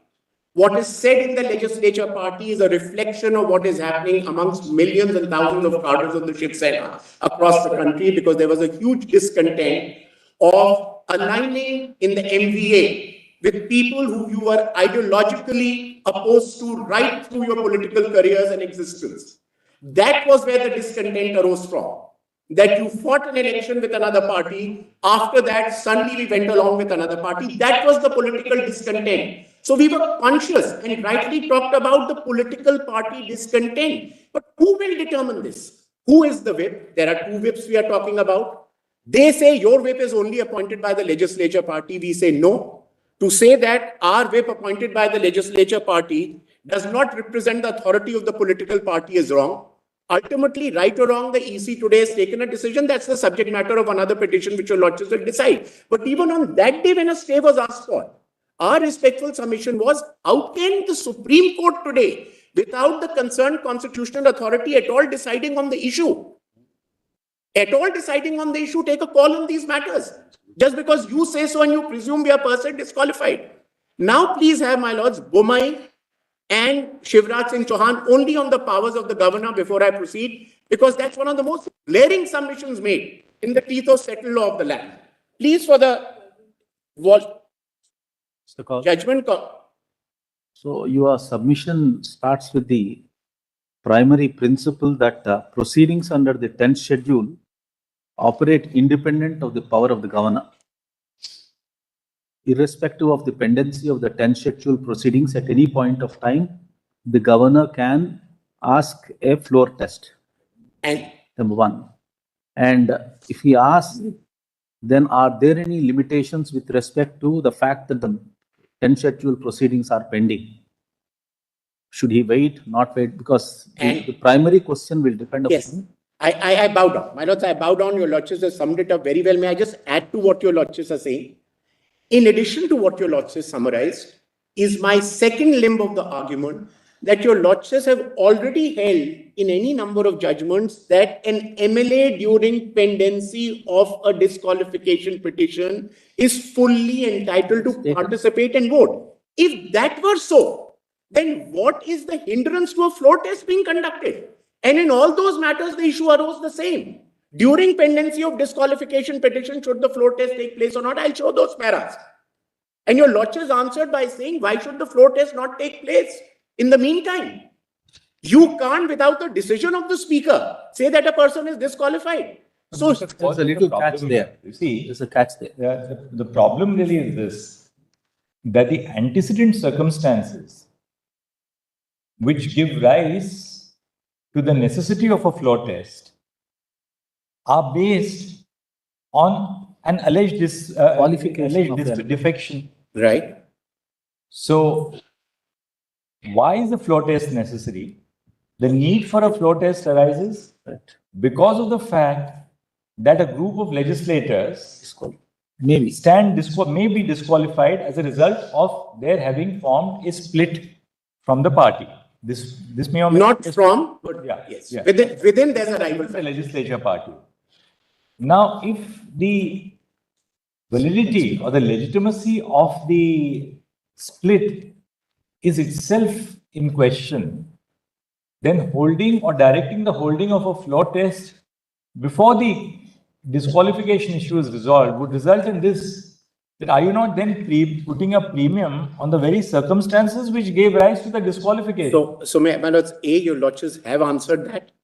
And I'll show those judgments where this very question arose.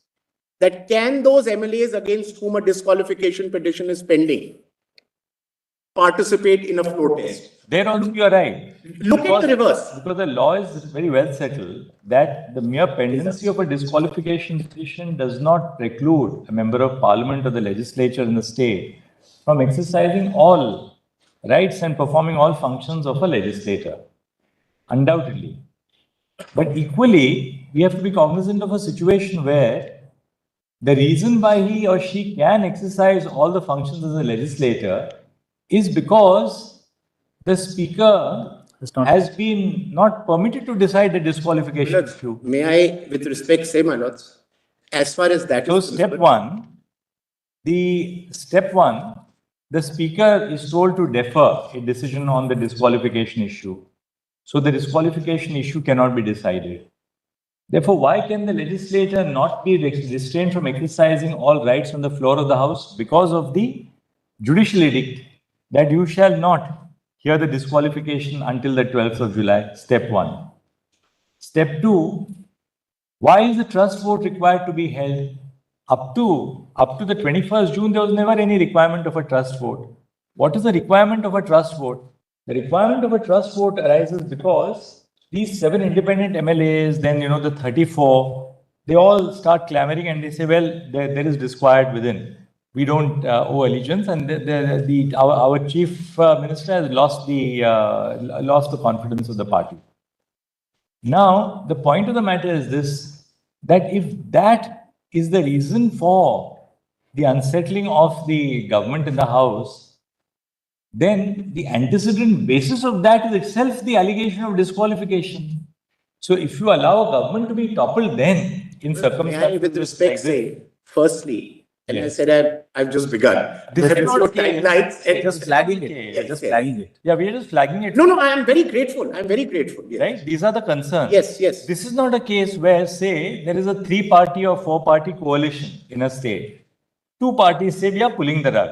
They're entitled to, there's no disqualification. You have 4 parties which have come together in an agadi, and those 2 parties say we are pulling the rug and we want to get out of this government. It doesn't have the mandate of why we came together. Governor can simply say, the 2 of your constituents have, pulled out. Now, please show me that you established you have the allegiance of the House. Because there is no, the problem arises in cases like this, where the reason for the trust vote is so intrinsically related to the alleged disqualification itself. You're right. My judgment in Shivraj says that, well, these are two independent issues. But there is also an intrinsic So, my lords, let me call one another thing. In addition to this, what are their submissions? There is no difficulty that both are independent. Correct? There is no difficulty that both can go together simultaneously.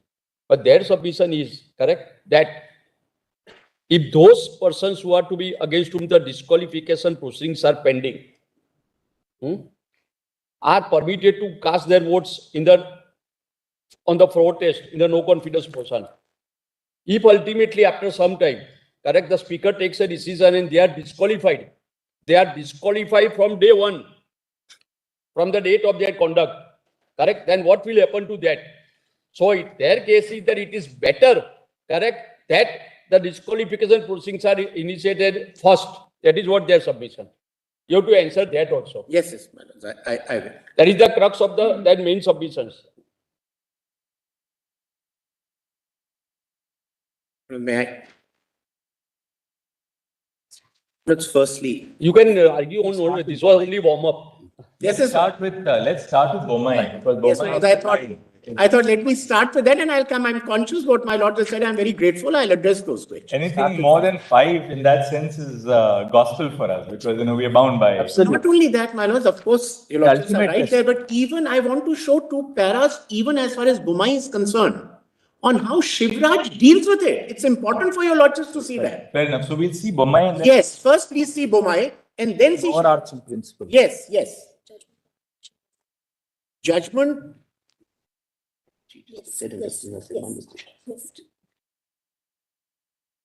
Judgment, volume 2.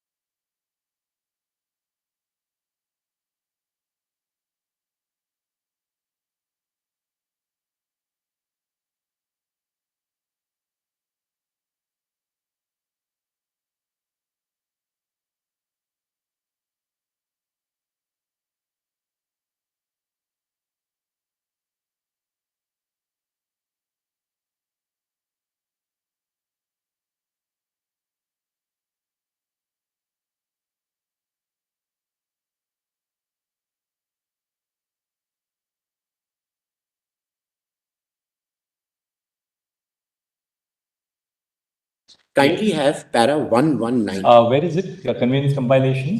Volume 2, my lords. Okay. Judgment compilation, volume 2, PDF page 368. PDF page, as well. PDF page? PDF page 368. 358. 368.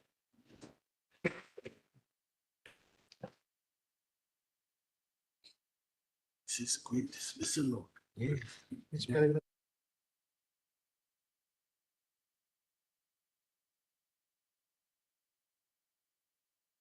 No need. 119.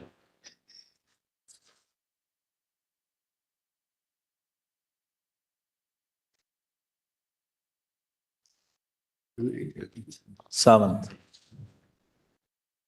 360. Who gets it?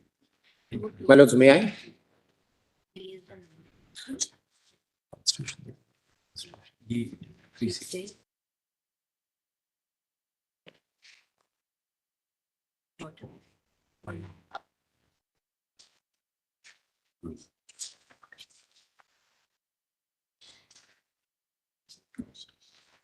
Yes. Absolutely.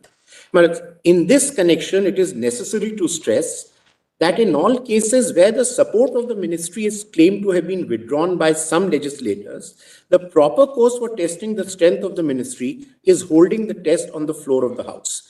That alone is the constitutionally ordained forum for seeking openly and objectively the claims and counterclaims in that behalf. The assessment of the strength of the ministry is not a matter of private opinion of any individual, be he the governor or the president. It is capable of being demonstrated and ascertained publicly in the House. Hence, when such demonstration is possible, it is not open to bypassing and instead depend on the subjective satisfaction of the governor or the president.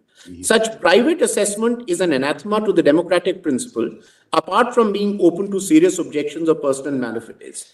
It is possible that on some rare occasions, the floor test may be impossible, although it is difficult to envisage such a situation.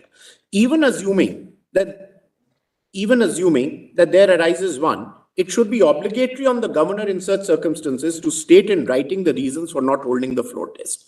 The High Court was therefore wrong in holding that the floor test was neither compulsory nor obligatory, or that it was not a prerequisite to sending the report to the president recommending action under 356(1). Since we have already referred to the recommendations of the Sarkaria Commission in this connection, it is not necessary to repeat them here. Now kindly have para 121, same page. We may, on this subject, refer to the unanimous report of the 5-member Committee of Governors, which recommended as follows. The test of confidence in the ministry should normally be left to a vote in the Assembly.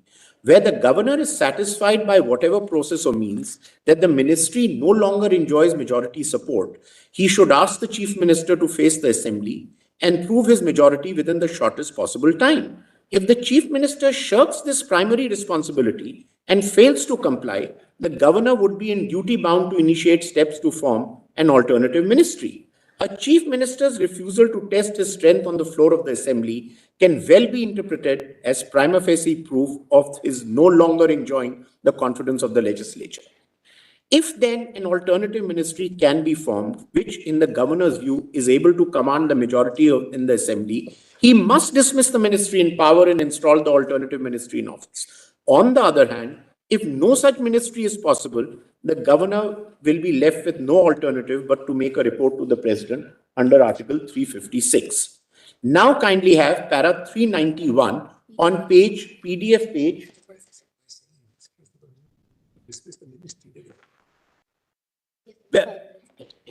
PDF page 517. 391. 395. Yes.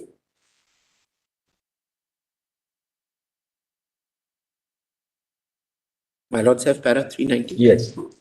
We must also say that the observations under point 7 is equally misplaced. It is true that action under Article 356 is taken on the basis of satisfaction of the Union Council of Ministers, but on that score, it cannot be said that legal malafidez of the governor is irrelevant. When the article speaks of the satisfaction being formed on the basis of the governor's report, the legal malafidez, if any, of the governor cannot be said to be irrelevant. The governor's report may not be conclusive, but its relevance is undeniable. Action under 356 can be based only and exclusively upon such report. Governor is a very high constitutional functionary. He is supposed to act fairly and honestly consistent with his oath. He is actually reporting against his own government. It is for this reason that the Article 356 places such implicit faith in his report. If, however, in a given case, his report is vitiated by legal malafidez, it is bound to vitiate the president's action as well. Regarding the other points made in the judgment of the High Court, we must say that the High Court went wrong in law in approving and upholding the governor's report in the action of the president under Article 356. The governor's report is vitiated by more than one assumption totally unsustainable in law. Constitution does not create an obligation that the political party forming the ministry should necessarily have a majority in the legislature. Minority governments are not unknown. What is necessary is that the government should enjoy the confidence of the House. This aspect does not appear to have been kept in mind by the governor. Secondly, and more importantly, whether the Council of Ministers has lost the confidence of the House is not a matter to be determined by the governor or, for that matter, anywhere else except the floor of the House. The principle of democracy underlying our constitution necessarily means that any such question should be decided on the floor of the House. The House is the place where democracy is in action. It is not for the governor to determine the said question on his own or on his own verification. This is not a matter within his subjective satisfaction. It is an objective fact capable of being established on the floor of the House. It is gratifying to note that Shri Raman, the former President of India, has affirmed this view in his Rajaji Memorial Lecture. And now kindly have para 395 on page 518. To read 393. Okay. 395. The High Court, in our opinion, erred in holding that the floor test is not obligatory. If only one keeps in mind the democratic principle underlying the Constitution and the fact that it is Legislative Assembly that represents the will of the people and not the governor, the position would be clear beyond any doubt. In this case, it may be remembered that the Council of Ministers not only decided on April 20th, 1989 to convene the Assembly on 27th of that very month, that is within 7 days, but also offered to prepone the Assembly if the Governor so desired. It pains us to note that the Governor did not choose to act upon the said offer. Indeed, it was his duty to summon the Assembly and call upon the Chief Minister to establish that he enjoyed the confidence of the House. Not only did he not do it, but when the Council of Ministers offered to do the same, he demurred and chose instead to submit the report to the President. In the circumstances, it cannot be said that the Governor's report contained or was based upon relevant material. There could be no question of the Governor making an assessment of his own. The loss of confidence of the House was an objective fact, which could have been demonstrated one way or the other on the floor of the House. In our opinion, wherever a doubt arises whether the Council of Ministers has lost the confidence of the House, the only way of testing it is on the floor of the House, except in an extraordinary situation where, because of all pervasive violence, the Governor comes to the conclusion and records the same in his report that for reasons mentioned by him, a free vote is not possible in the House. Now kindly have, my lords, Shivraj Chauhan, which follows this. Para 396 also there. Yes, my lord. I just give me a minute. Just give me 397 also. 396. We make it clear that what we have said above is confined to a situation where the incumbent Chief Minister is alleged to have lost the majority support or the confidence of the House. It is not relevant to a situation arising after a general election where the Governor has to invite leader of the party commanding the majority of the single largest group to form the government. We need express no opinion regarding such a situation. Now see para 397. Yes.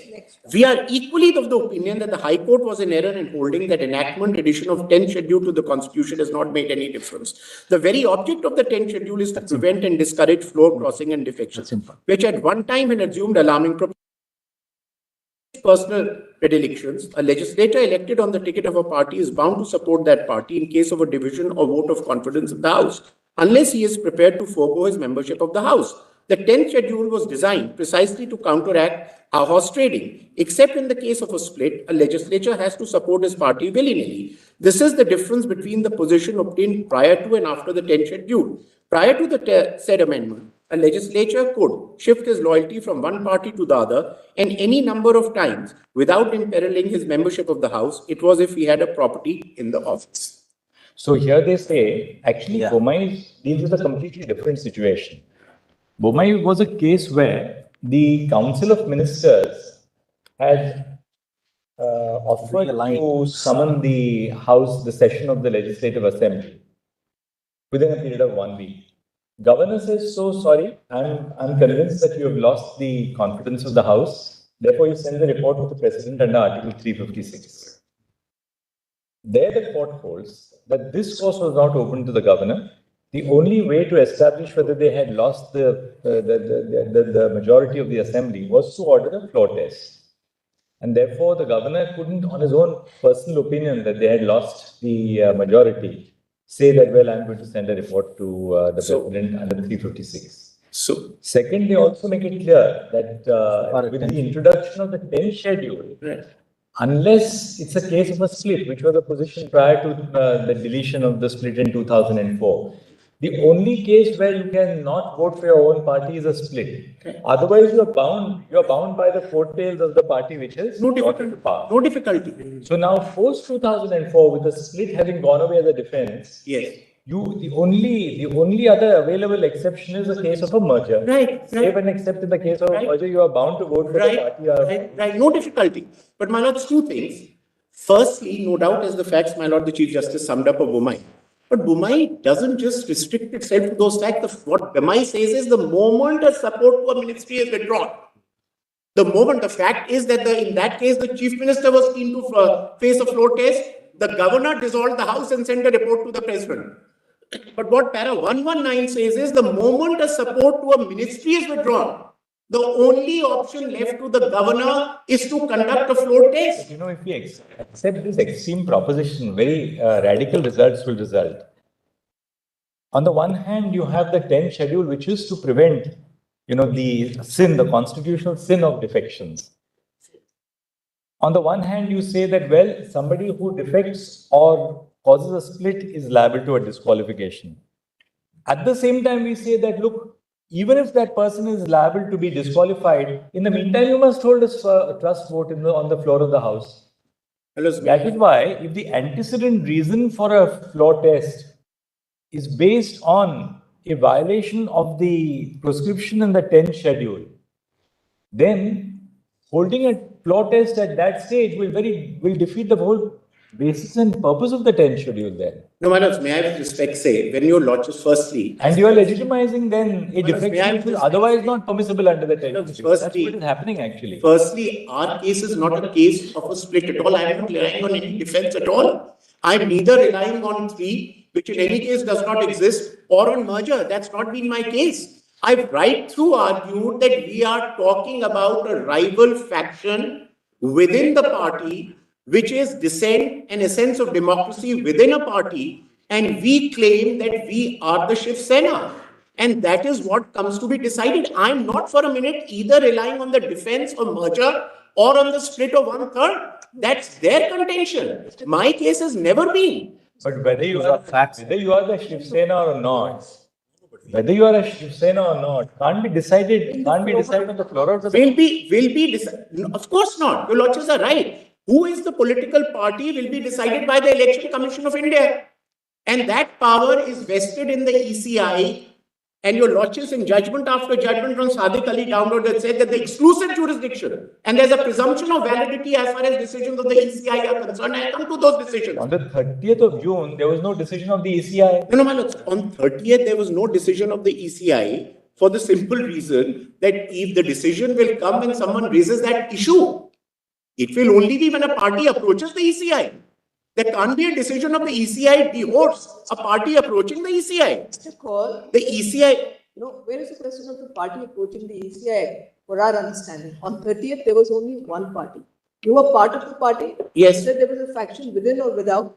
You contested the election on the strength of a ticket given by the party, which was the original party. Then, and I still say I'm the original party. They are the overwhelming minority. To say it, you are, as we understand, to show it within the party. On yes, the basis and absolutely right. My lady is right. Do it in the House. No. I'm not saying I do it in the House. That's why I'm saying floor test and majority in a political party are completely different issues. When you go back to the party members to say, okay, here is a faction that we think are actually the Shiv Sena. So we are going to the party, as in not just the organization, but each one who counts in the party, that makes the party to say, now we are. So let me answer that. One is, which is the rival faction within the party who should be recognized as the party under the symbols order. That's what the symbol order provides for. That can only be decided by the Election Commission and no one else. Who represents the party and is the recognized, which faction is the recognized political party? That's one part. In the meantime, a ministry which has lost the confidence of the House cannot continue is a completely different issue for which the floor test is meant. I'm not going for a floor test in this matter to show that I'm the majority in the Shiv Sena political party. That has never been my case. Has never been my case at all. I'm going to the floor of the House to show that you, Mr. Thackeray, and the NVA government, coalition government that you lead has lost the majority. because 7 independent MLAs and 34 of the 55 MLAs have no faith in you. Now they are presuming that this is only a rival faction within the legislature party and not a rival faction within the political party. Whereas your lordships have time and again said you can't segregate the two. A legislature party is also an extension of the political party. In fact, for the continued recognition of a political party, the legislative presence of its MLAs and the percentage of vote it polls is a necessary ingredient for continuing recognition. Under 6A and 6B of the symbols order, and Sadiq Ali took note of it, they said for a party's continued recognition as a political party, its performance in the electoral hustings, its vote percentage, its MLAs and MPs are equally important. These are their arguments. And that is what I've been saying. You yourself, you're the judge, you're the jury, you say, per se disqualified, there was a split only in the legislature party, and thus nothing else needs to be done. My whole case has been, it's a case of internal dissent. We are the faction which represents the Shiv Sena. That issue can only be decided by the election commission, where your lordships refused to stay those proceedings. The same argument was made. As far as the floor test is concerned, it is only restricted to the issue whether the chief minister or the ministry has the confidence of the house or not. And what does the governor do? The governor says, comes and face a floor test and you resign. Now, that was a pertinent question that day, which was put by your lordships and my lord the Chief Justice, saying that had this chief minister not resigned, one could have possibly seen what is the effect of those 39 plus 4 votes or 3 votes. Now, 2 answers to that. You remove those 39 plus 3 or 4, 42 votes. We are still through by a mile. And I prepared those charts and I'll show. You remove each of those 39 plus 3 votes, whose 42 in all, whose disqualification was pending, we were still through. In that case, that's one. Secondly, my lords, my first contention would still be, why should those 42 be deleted at all? Because let's face it, on that day, Nabam held the field. If Nabam held the field, Nabam said that as far as the speaker is concerned, he should not proceed with his with disqualification till its own case is decided. But let's take it. Let's take it, they should have been excluded. A chief minister who does not go through even with the deletion of 39 plus 3 or 39 plus 4, both for the election of the speaker and the election of the chief minister. He fails in both cases. I prepared those charts with 42, without 42. Because as your lordships rightly said, with those 42 votes, then the total strength also comes down.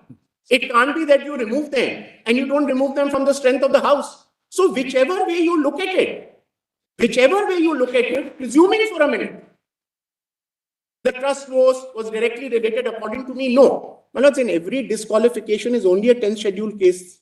There can either be a 191-1 or a 192-2. These are only 2 cases of disqualification. One can either be for the grounds provided in 191-1 or 192-2 is 10th schedule. In 191-1, there's a procedure provided for the president, speaker, etc. in consultation with the election commission, you get disqualified. Under 191-2, when it comes to that, that's where the 10th schedule is kicked in. Now, all those judgments that your lordships have dealt with are all cases that if a disqualification is pending, the trust vote will still go through. In each of those cases, it could have been argued that if this disqualification petition had been decided, the trust vote would have been differently affected. It could have been the same argument in every case. Bombay lays down a normative principle that floor test is the actual test. Yes. It hasn't really taken into account the sequence in which the power of the governor has to be exercised in the case of defections. Bombay, therefore, it goes only that far. In its application, in the subsequent judgment of Shivraj Singh Chauhan, has the court given an exposition of how Bombay operates in the context of Shivraj Singh Chauhan? So should I go to that, my lord? Because I wanted, yes, I wanted to. I wanted to actually go to. Because it just flags it here in Bombay and 396 and 397. And it says that the situation that would arise so far as the principle of Bombay is concerned in the context of 10th schedule stands on a slightly different footing. It says that far and then doesn't say anything further. The thing which needs to be seen with the advent of the 10th schedule is that power of the governor to ask for a floor test in the context of 10th schedule when it should be exercised. Because the fundamental difference is the floor test will be determined by this decision. Because the composition of the house will change. Your Lordship, absolutely. For which you have, your answer is that it makes no difference on facts. And we are more on the principle. Yes, no, Lordships are absolutely right. Even on the principle, my lords, when your Lordship said that a floor test must go on in other judgments, leave aside our case, must go on irrespective of the pendency of disqualification petitions, that was not in vacuum. Your Lordship said it in the context that mere pendency of a disqualification petition cannot impact a trust vote being conducted. That's what your Lordship said. Because in every case where a MLA is disqualified, his vote, one way or the other, whether his abstention or actual voting, would have had an impact on the trust vote. So my question is, my lord, to myself, how and in what ways? The individual facts of every case will vary on what day the letter went, what happened. But the principle, as your Lordship rightly said, is that you cannot merely, because a disqualification petition is pending, prevent an MLA from voting in a trust vote. Now, to say that you had the trust vote done because in the meantime your disqualification petition was pending, these are all hypothetical questions. Now, then questioning the governor to say governor should not have called the floor test, what else could the governor have done, my lord? Okay, sure, Shivraj Singh. Yes, Shivraj Singh Chauhan. Please have. Sorry? Judgment compilation volume 1. Yes. Judgment compilation volume 1. 360. PDF 1360.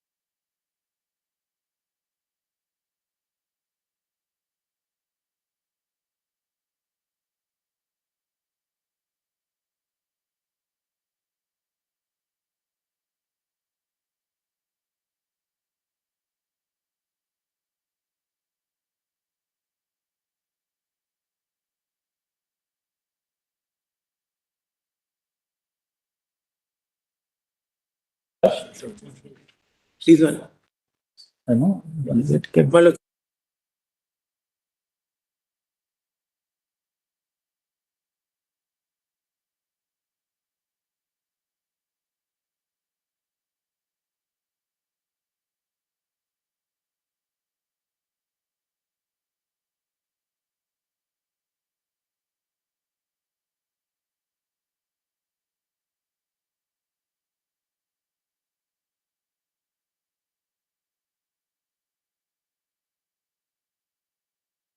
Yes, my lord, please start with paragraph 6. Which volume? Which volume? Sorry. 1359. Huh? Judgment compilation 1. And page 13. 1359, para 16. Yes. Mr. Maninder Singh, learned senior counsel. Just one second. नहीं लिख लेना लिख लेना यार What is the citation? Yes. Mr. Maninder Singh, learned senior One counsel minute. appearing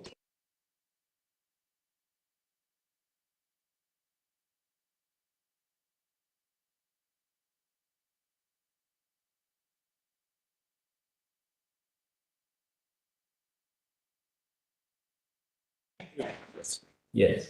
Mr. Maninder Singh, learned senior counsel, appeared in an application for impleadment moved on behalf of 16 members who had tendered their resignation to the Speaker, but whose resignations have not been accepted. On their behalf, Mr. Singh submitted that an elected member of a legislative assembly has an absolute right to resign by virtue of provisions of Article 190 of the Constitution. The Speaker of the Madhya Pradesh Legislative Assembly accepted the resignations tendered by 6 members who are part of the same group of 22 members within the span of 1 day, and in doing so has chosen not to make any inquiry in regard to the remaining 16 letters of resignation. Resignations and disqualifications are distinct concepts. The exercise of judicial review in regard to advice tendered by the Governor to the Chief Minister to convene a trust vote is not warranted. 16.5, in urging submission, Mr. Singh placed reliance on the decision of 3-judge bench in Srimant Bala Sahib versus Karnataka Legislative Assembly. Then 17, Dr. Abhishek Manu Singhvi, learned senior counsel, appearing on behalf of the Speaker of the Madhya Pradesh Legislative Assembly, submitted that, and kindly have 17.8, my lords. The precedents of this court in regard to convening of a trust vote have arisen in the context of fresh elections held to the legislature and not in the context of a running assembly. This was the same contention raised there. Now kindly have para 60, 65 and 66. You are right, same contention. 65 and 66. PDF page 1380. 383. 1380, my lord. Para 65. My lord, the Chief Justice has para? Yes. 65.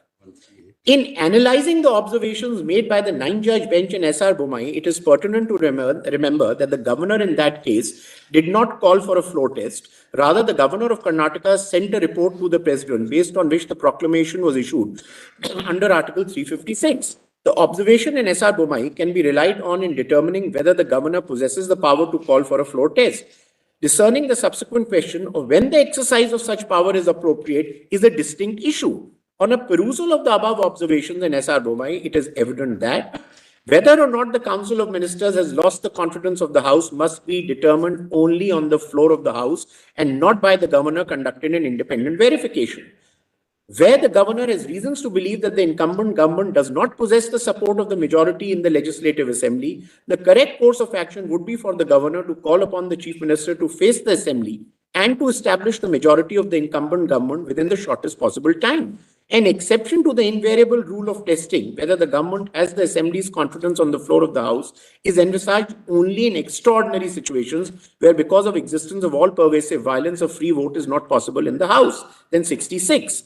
As a matter of constitutional law, it would not be correct to proceed on the basis that constitutional authority entrusted to the governor to require the Council of Ministers to prove their majority on the floor of the House can only be exercised at the very first inception after general elections are held, and not when the governor has objective reasons to believe that the incumbent government does not command the confidence of the House.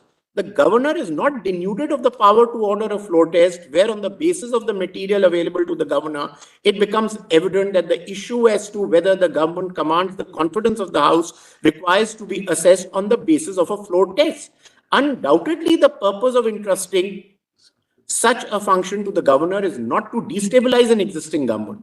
When the satisfaction on the basis of which governor has ordered a floor test is called into question, the decision of the governor is not immune from judicial review. The court would be justified in scrutinizing whether the governor prima facie had relevant and germane material to order a floor test to be conducted. It must be noted that the governor does not decide whether the incumbent government commands the confidence of the House. The purpose of holding a floor test in the Legislative Assembly is precisely to enable the elected representatives to determine whether the Council of Ministers commands the confidence of the House that verification is not conducted by the governor. The decision in SR Bombay, in fact, held that recourse to the power under 356 was not warranted in a situation where the issue of confidence could yet be decided on the floor of the House by calling for a trust vote.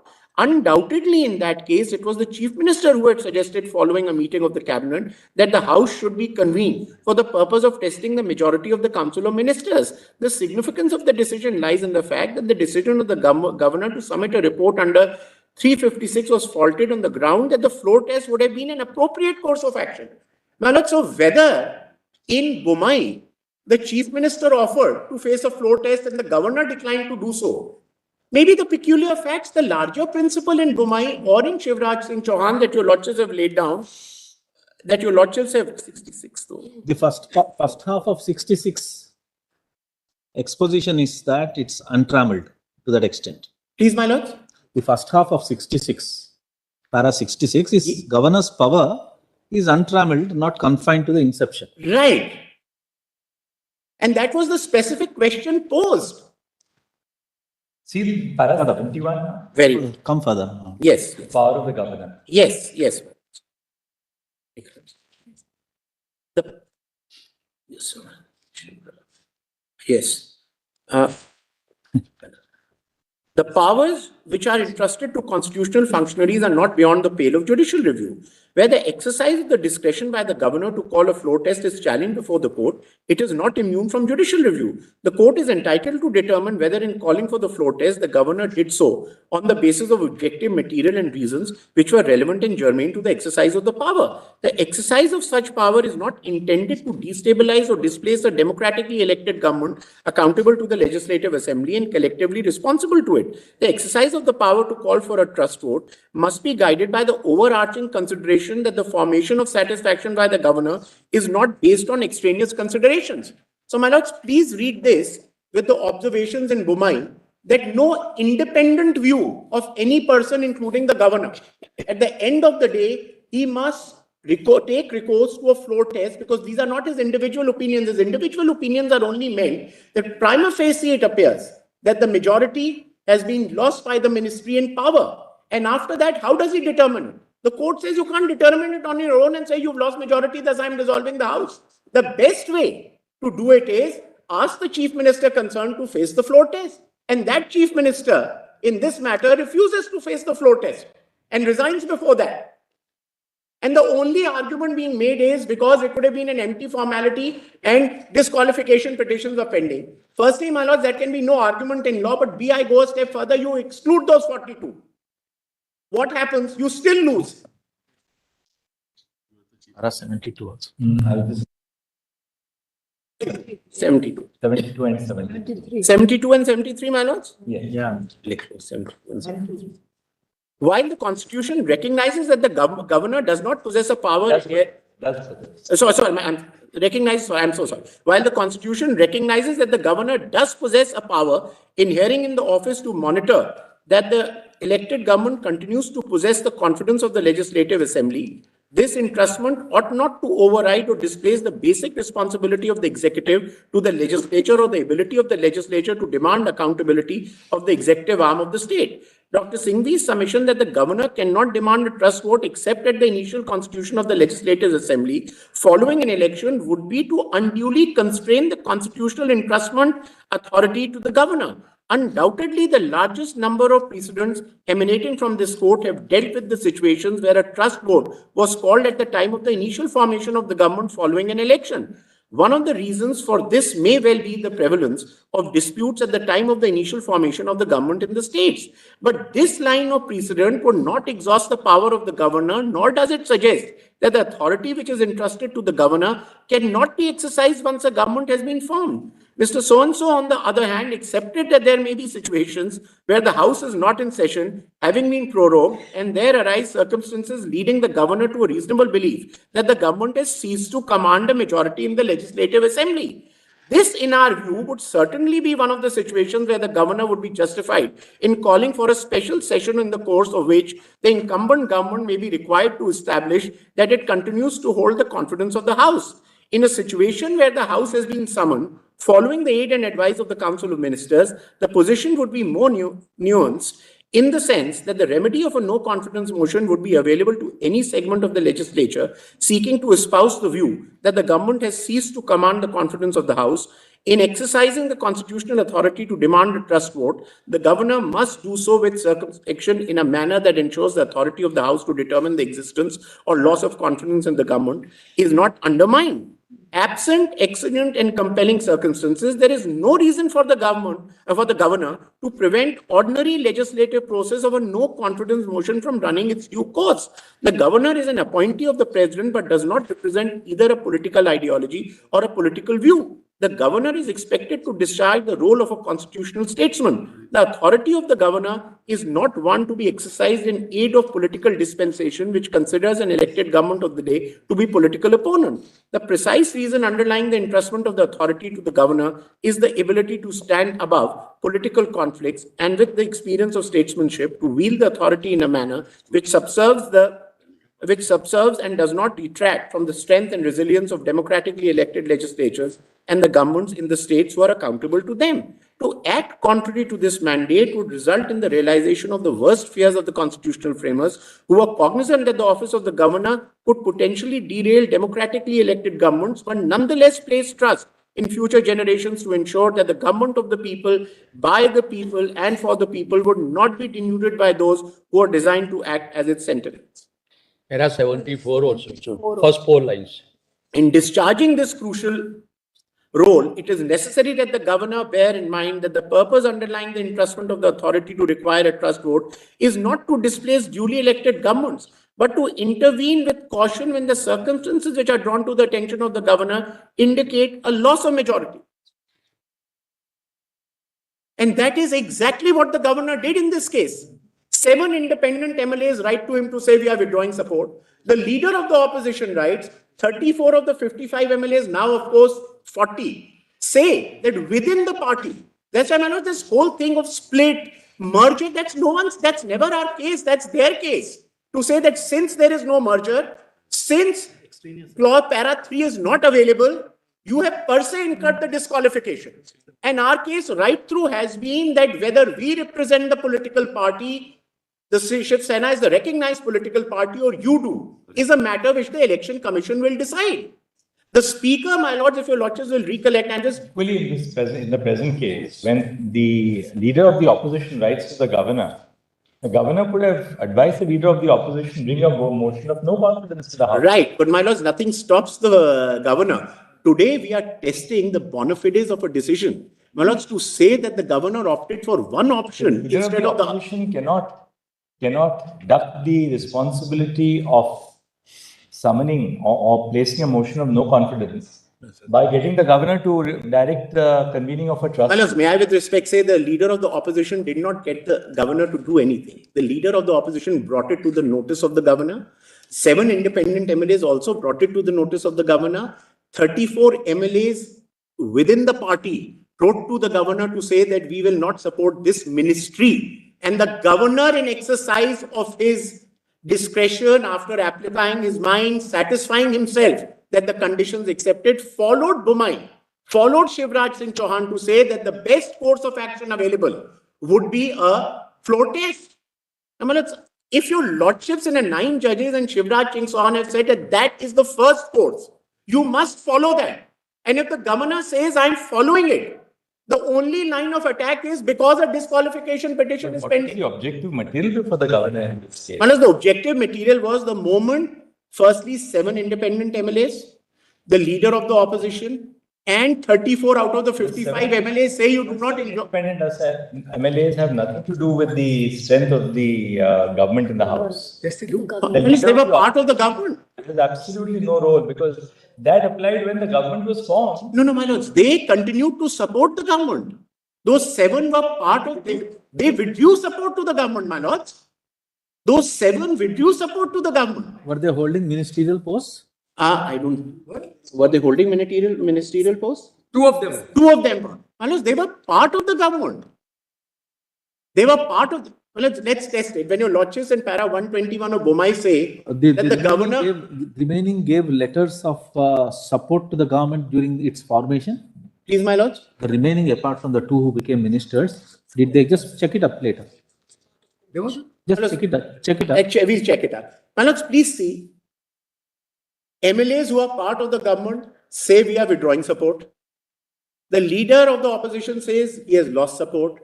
34 of the 55 ruling party MLAs say that we represent the real Shiv Sena. We have no faith in this coalition continuing. What is wrong?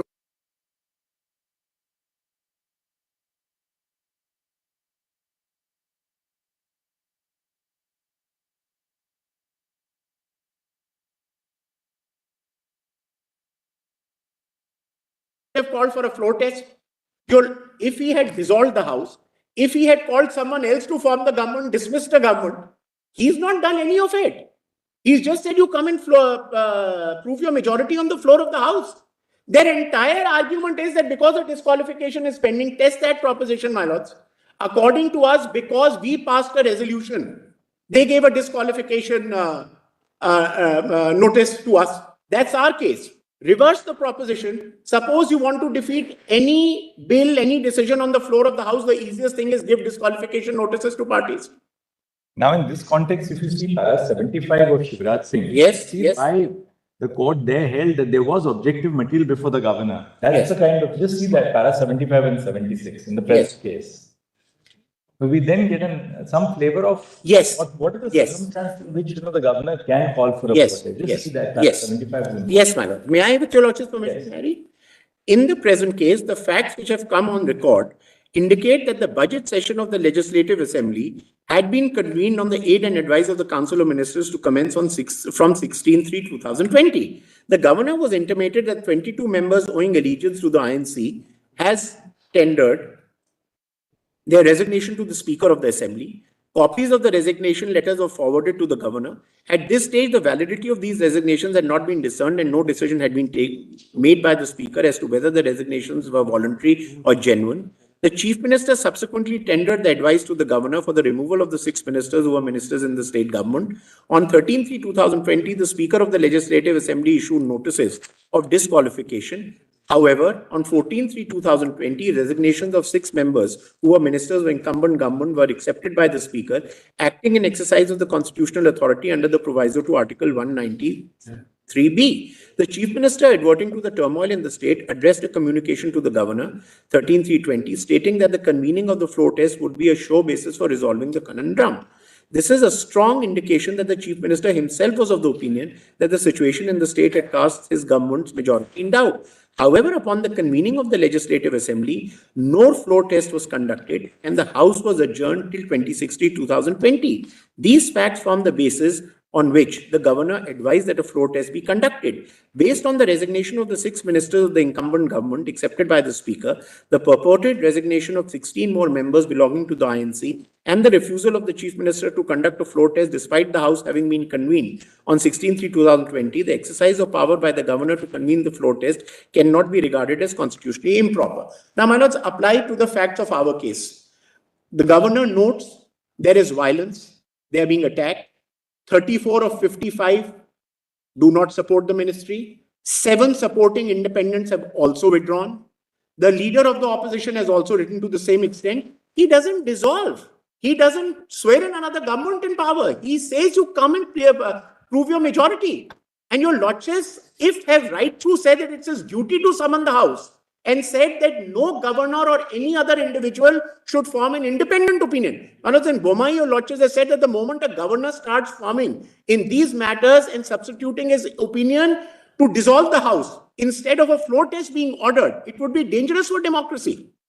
I'm just testing the proposition of the other side, my lord, because it is being said or not. This material, in my respectful submission, is more than sufficient to meet the test of judicial review, because your lordships are not substituting your view for that of the governor. All that your lordships are seeing is whether the decision-making process was apt, it was not accentuated by malafide or bias in this matter, or any extraneous consideration was not taken into account. And in the given circumstances, my lords, the governor taking the requisite facts into account, the surrounding circumstances into account, comes to an informed decision that floor test should be conducted. And he orders a floor test. Now, because you feel the floor test would have led to a situation where you were unable to face the majority, then that should be the end of your government. Which government should be allowed to continue which cannot face a floor test, my lords?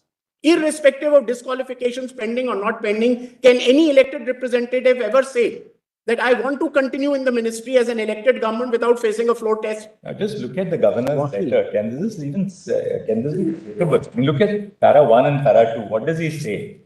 That convenience compilation number, I think, that convenience compilation number 2.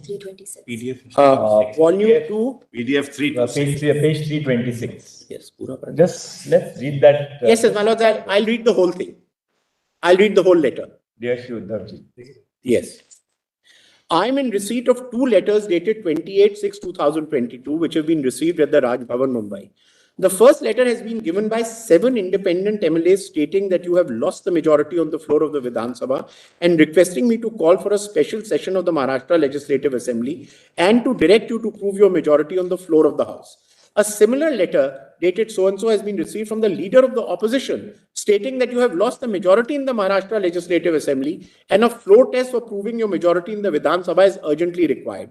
I'm in receipt of a resolution dated 21/6/2022 signed by 34 members of Shiv Sena Legislative Party stating that there is enormous discontent within the Shiv Sena cadre and the electorate on account of the alliance of the NCP and INC. The resolution clearly indicates that the majority members of Shiv Sena Legislature Party want to exit the alliance with NCP and INC, and to that end, they have reaffirmed the appointment of the leader of the Shiv Sena Legislature Party. I am also in receipt of a letter dated 21/6/2022 addressed by Eknath Rao Shinde to the Deputy Speaker stating that the purported appointment of one Mr. Ajay Chaudhary is illegal, having been made by 16 MLAs without notice and without quorum, and therefore the same is inoperative. A letter dated 25/6/2022 was also received by me, whereby 38 members of the Shiv Sena Legislature Party have alleged that the security provided by the state government to them and their family members have been illegally withdrawn. It is stated in the letter that various leaders of the state government are instigating the cadre to initiate violence against 38 MLAs, as a result of which the offices of some of these MLAs are vandalized. I have also been made aware that there have been grave threat to life of these 38 members and also their families. I have seen the developments through electronic and print media very closely, which substantiate the above facts.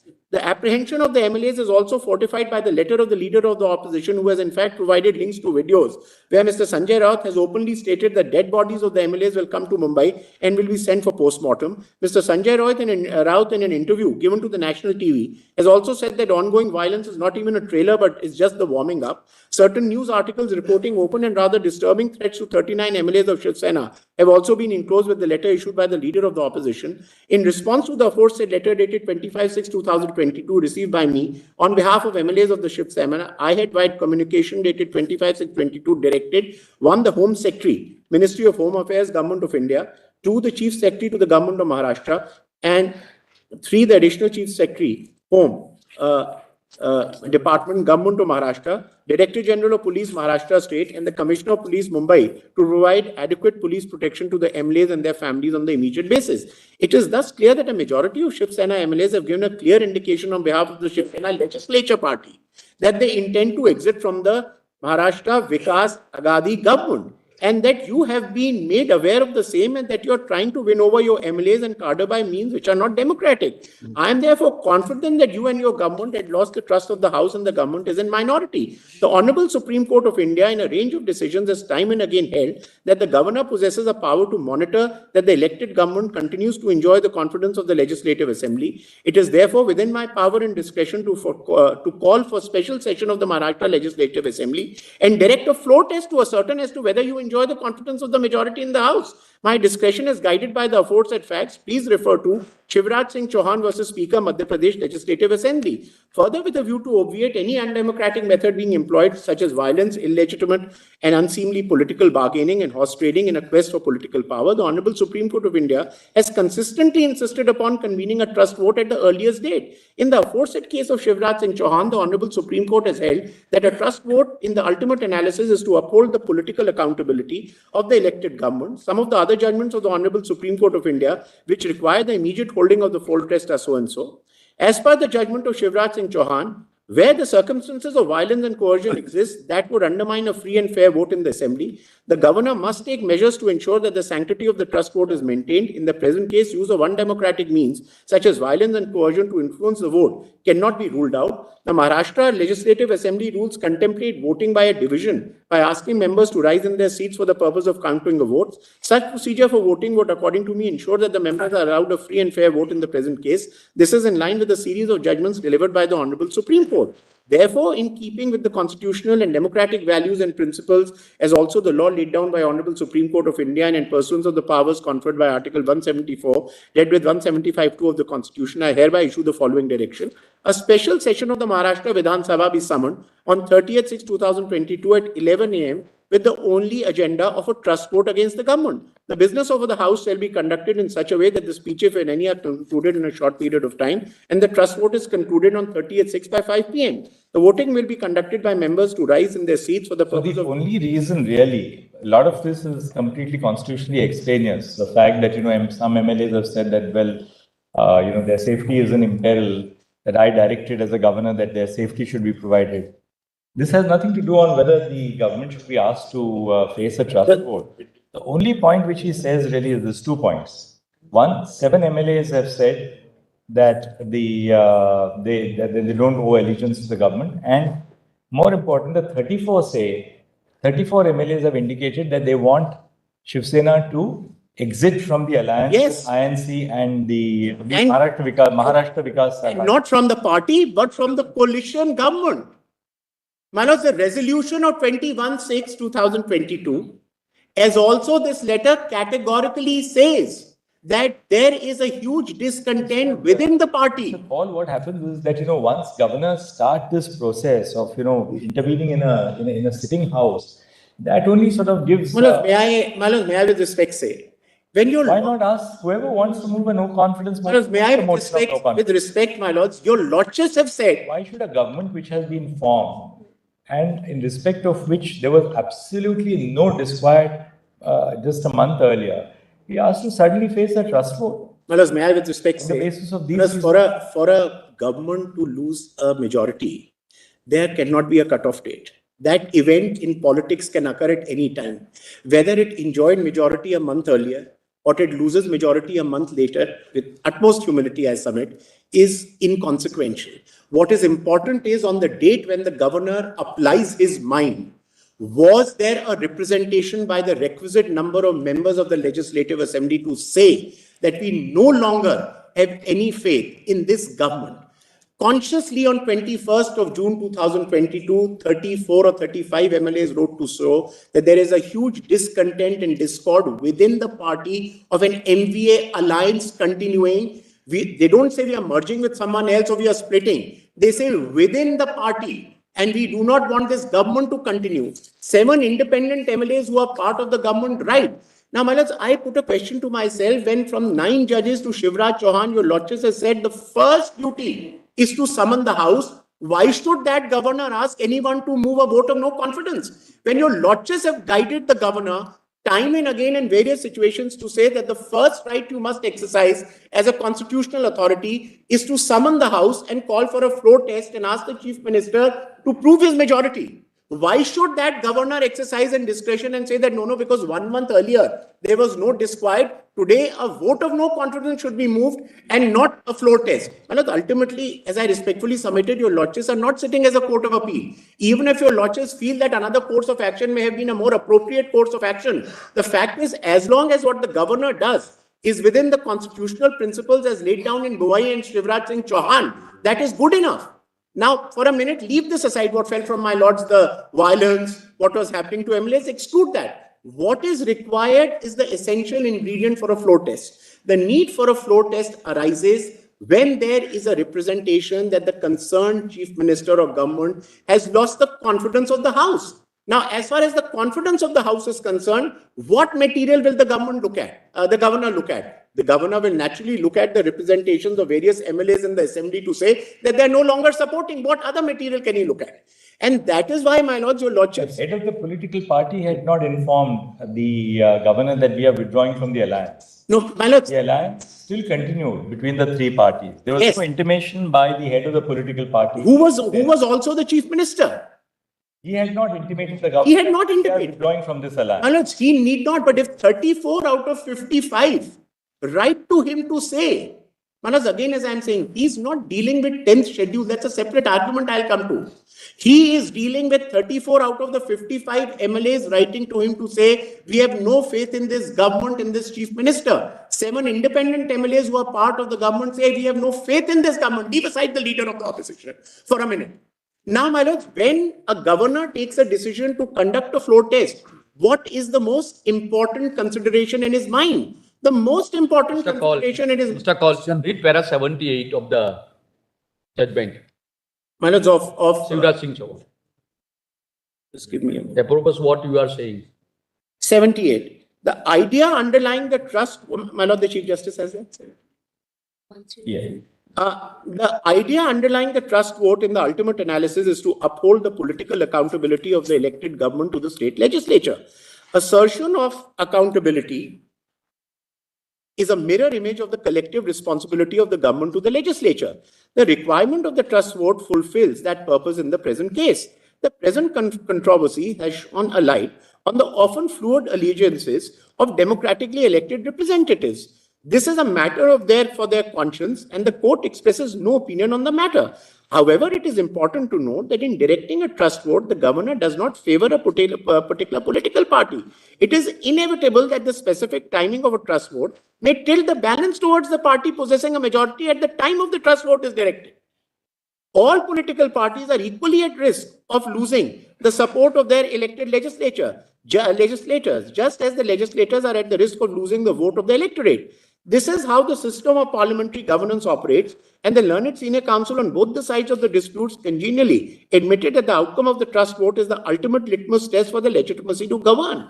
However, we note that where the evidence indicates that circumstances of violence and coercion exist, that would undermine a free and fair vote in the assembly. The governor and the court must take measures to ensure that the sanctity of the trust vote is maintained in the circumstances as they have emerged in the case. The exercise of authority by the governor, who was based on circumstances which were legitimate to the purpose of ensuring that the norm of collective responsibility is duly preserved, there existed no extraordinary circumstance for the governor to determine that a trust vote was not appropriate course of action on 16/3/2020. Now, my lords, all that I am respectfully submitting today is that merely because it will turn in favor of one or the other, your lordships deal with those issues. I put myself in the governor's position. My lord, suppose he had not held a trust vote. One of the first challenges would have been, despite a 9-judges bench, despite Shivraj Singh Chauhan, despite MLAs writing to him, why did he not hold the floor test? Where is the requirement in law, my lord, that if a governor, after due application of mind, comes to a conclusion that a trust vote ought to be held, he should nonetheless have a vote of confidence moved on the floor of the House and not go in for a floor test? Where is that requirement in law? And presuming for a minute both options are available and he opts for one instead of the other, would that be enough for your lordships, an exercise of your lordships' extraordinary jurisdiction to strike down the decision of the governor in a matter like this? That this is a decision so influenced by extraneous consideration or so biased or unfair, accentuated by malafide, that we will strike it down as a decision. It's a decision based on due representations made by MLAs. Yes. And naturally, my lord, when these MLAs make representations, these are on political considerations. Mr. Kaul, as your claim is not either a split or a merger, your Yes. claim is on the ground that you are the political party. Right, right. Now, in the information given to the governor, to what extent the information available as to you have garnered the political Yes, so my lord, majority, political, not the legislative majority. My lord, Where is that kind of a material? I'll just come to it, my lords. Yes. I'll come to it take your own tomorrow if your lordships permit. And Because just I'm very grateful. I'm very grateful that your That's lordships actually, indicated. Yes. in so far as the governor's decision is concerned, go by Bombay. The principle of the judicial review is confined to the question as indicated there. Material is available to him, relevant material. Then judicial review is available. The relevant material available for him to direct a floor test must be in relation to that kind of a decision that you have now garnered the political, not the legislative, but political power with respect to the party. May I That material is available or not? I'll address your lordships tomorrow on No, that. in your own time. 10th schedule is where this whole argument of legislature, political party, is political party co-joined with legislature party? Was it only within the political party or within the legislature party is one part. As far as the governor in exercising his powers for a floor test is concerned, his only consideration is whether on the floor of the House, the members enjoy the requisite majority or not. And my respectful submission there to your lordships would be that there all that he has to see is that the elected representatives who constitute the total composition of the House, is there a substantial challenge to say that a large number of them are withdrawing their support to the ministry, which raises a genuine doubt in his mind to say that the majority of the ministry must be proved on the floor of the House, and which material was here. He doesn't have to embark on that exercise, which is a part of 10th schedule. Political party, legislature party, all that he has to see is elected representatives, 34 of 55, 7 independent who were supporting, and as I said, exclude the leader of the opposition completely. But Mr. Kaul, once the government is formed, yes, it is not open to any group of members of parliament or of the legislative assembly to say that, look, we don't want to go with this alliance. You have an alliance of 5 parties. It is not open to, say, a group of persons who owe allegiance to the dominant political party in the alliance, as in this case, the Shiv Sena was, right? Shiv Sena had 55 as opposed to 44 of the Congress and 53 of the NCP. It's not open to any one segment of the any political party, whether it was the Shiv Sena or the NCP or the Congress, to say, we don't want to go along with this. That will ipso facto attract the disqualification provisions.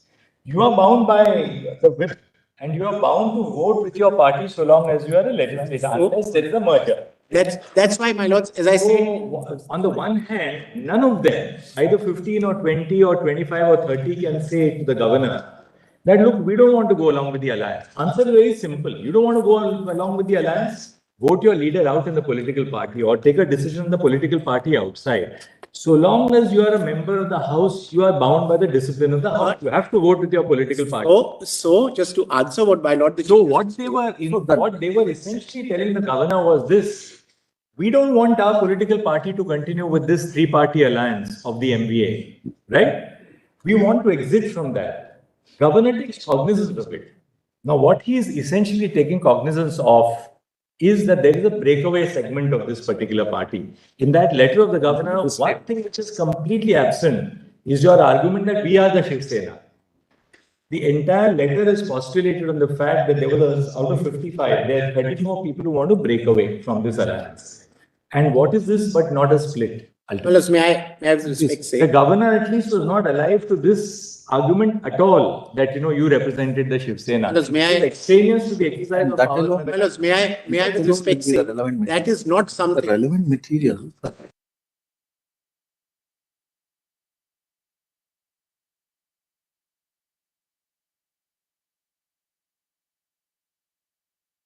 The material before that, of course, the governor's council. Therefore, we were very careful in those 2 paragraphs to say 22 members had resigned. They didn't defect. They said we quit the assembly.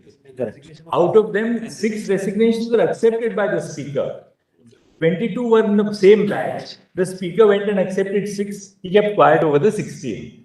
And Dr. Singhvi's argument was that you are trying to prevent the speaker. The floor test essentially is to buck the speaker's decision. So to which we said that, look, they were all 22 selling together. Why did the speaker accept only 6 and leave the 16 entire? That is not a case where they split. They said, we leave the House. As I said, I haven't the consequences vacate the House. I haven't even come to the legislature party versus political party argument, because where my contention will be, A, there are 2 political whips appointed on the same day. As per us, we are following the mandate of the party. My Lord the Chief Justice put a question to say that suddenly you decide to do what you want. That's not our case.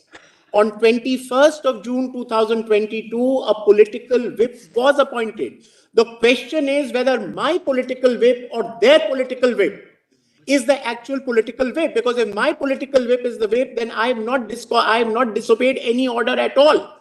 So when my Lord the Chief Justice said that by just saying that you don't agree with the government, you ex facie, we've not done that. Our whip, and that is the question when this argument was raised on that day before your lordship, the lordship said, is this the rival faction?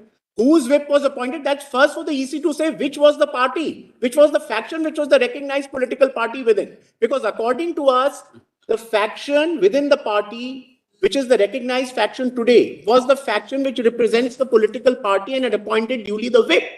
And the whip argument, when I come to, I'll show to your lordship, right through the convention of the Shiv Sena has been that the legislative party with the requisite authority of the political party appoints the whip, communicates it to the speaker. And even when the 10th schedule existed, when para 3 existed, your lordship said that the limited jurisdiction under 10th schedule of the speaker is to only see a prima facie split in the party, not embark on an independent inquiry As far as the political party is concerned, that's the domain of the Election Commission. Today, it is being presumed as if I did not have the requisite political whip in my favor, that I did not represent the requisite majority within the party, and thus I have incurred. I've incurred the disqualification under the Act, under the Constitution. And my respectful submission right through has been, says who? Just because you say doesn't mean I'm disqualified. That has to be decided by an appropriate constitutional authority, which in this case, the wrong has decided in my favor in this matter. But be that as it may, you can't presume and say that you have incurred ex facie the disqualification and thus you were not entitled to right. After all, the concerned body has to decide that. According to me, I represent within it the view of the political party. Our resolution also, my lords, when your lordships put a question to me to say that this part that we are the Shiv Sena was not something which gets reflected in the speaker's letter. My lords, that letter, so I'm so sorry. The governor's letter. That very letter of the governor refers to the resolution of 21st June 2022, which I'll read out tomorrow to your lordships, which says there's an overwhelming discontent in the cadres of the party. The party does not want to continue. So it's not as if the governor just dealt with, and this is my argument which I've just presented before your lordships, the governor was cognizant of the fact that the resolution on the basis of which 34 MLAs wrote to him in turn referred to the large discord and discontent within the political party, which was because of continuing with MVA. The cause is not important. The reason is not important. The reason could be anything. There it was corruption and it was MVA. Could be anything. The fact remains is they were discontent. The fact remains is that an overwhelming part of the political party did not want to go along. Now, whether your whip represents the right wing, then my learned friend started going into when was the committee meeting held, what was, those are not that is not within the purview of the Constitution bench today. That will be decided and is being decided by the EC. That who represents within the party the actual recognized political party. I'll even touch on those 18-7, 27-7, which are not the subject matter of this reference to your lordships. We'll continue. We'll see the resolution which you said you want. Yes, I will read, my lords. I'm very, very grateful, my lords. I'll continue to. We'll continue tomorrow morning.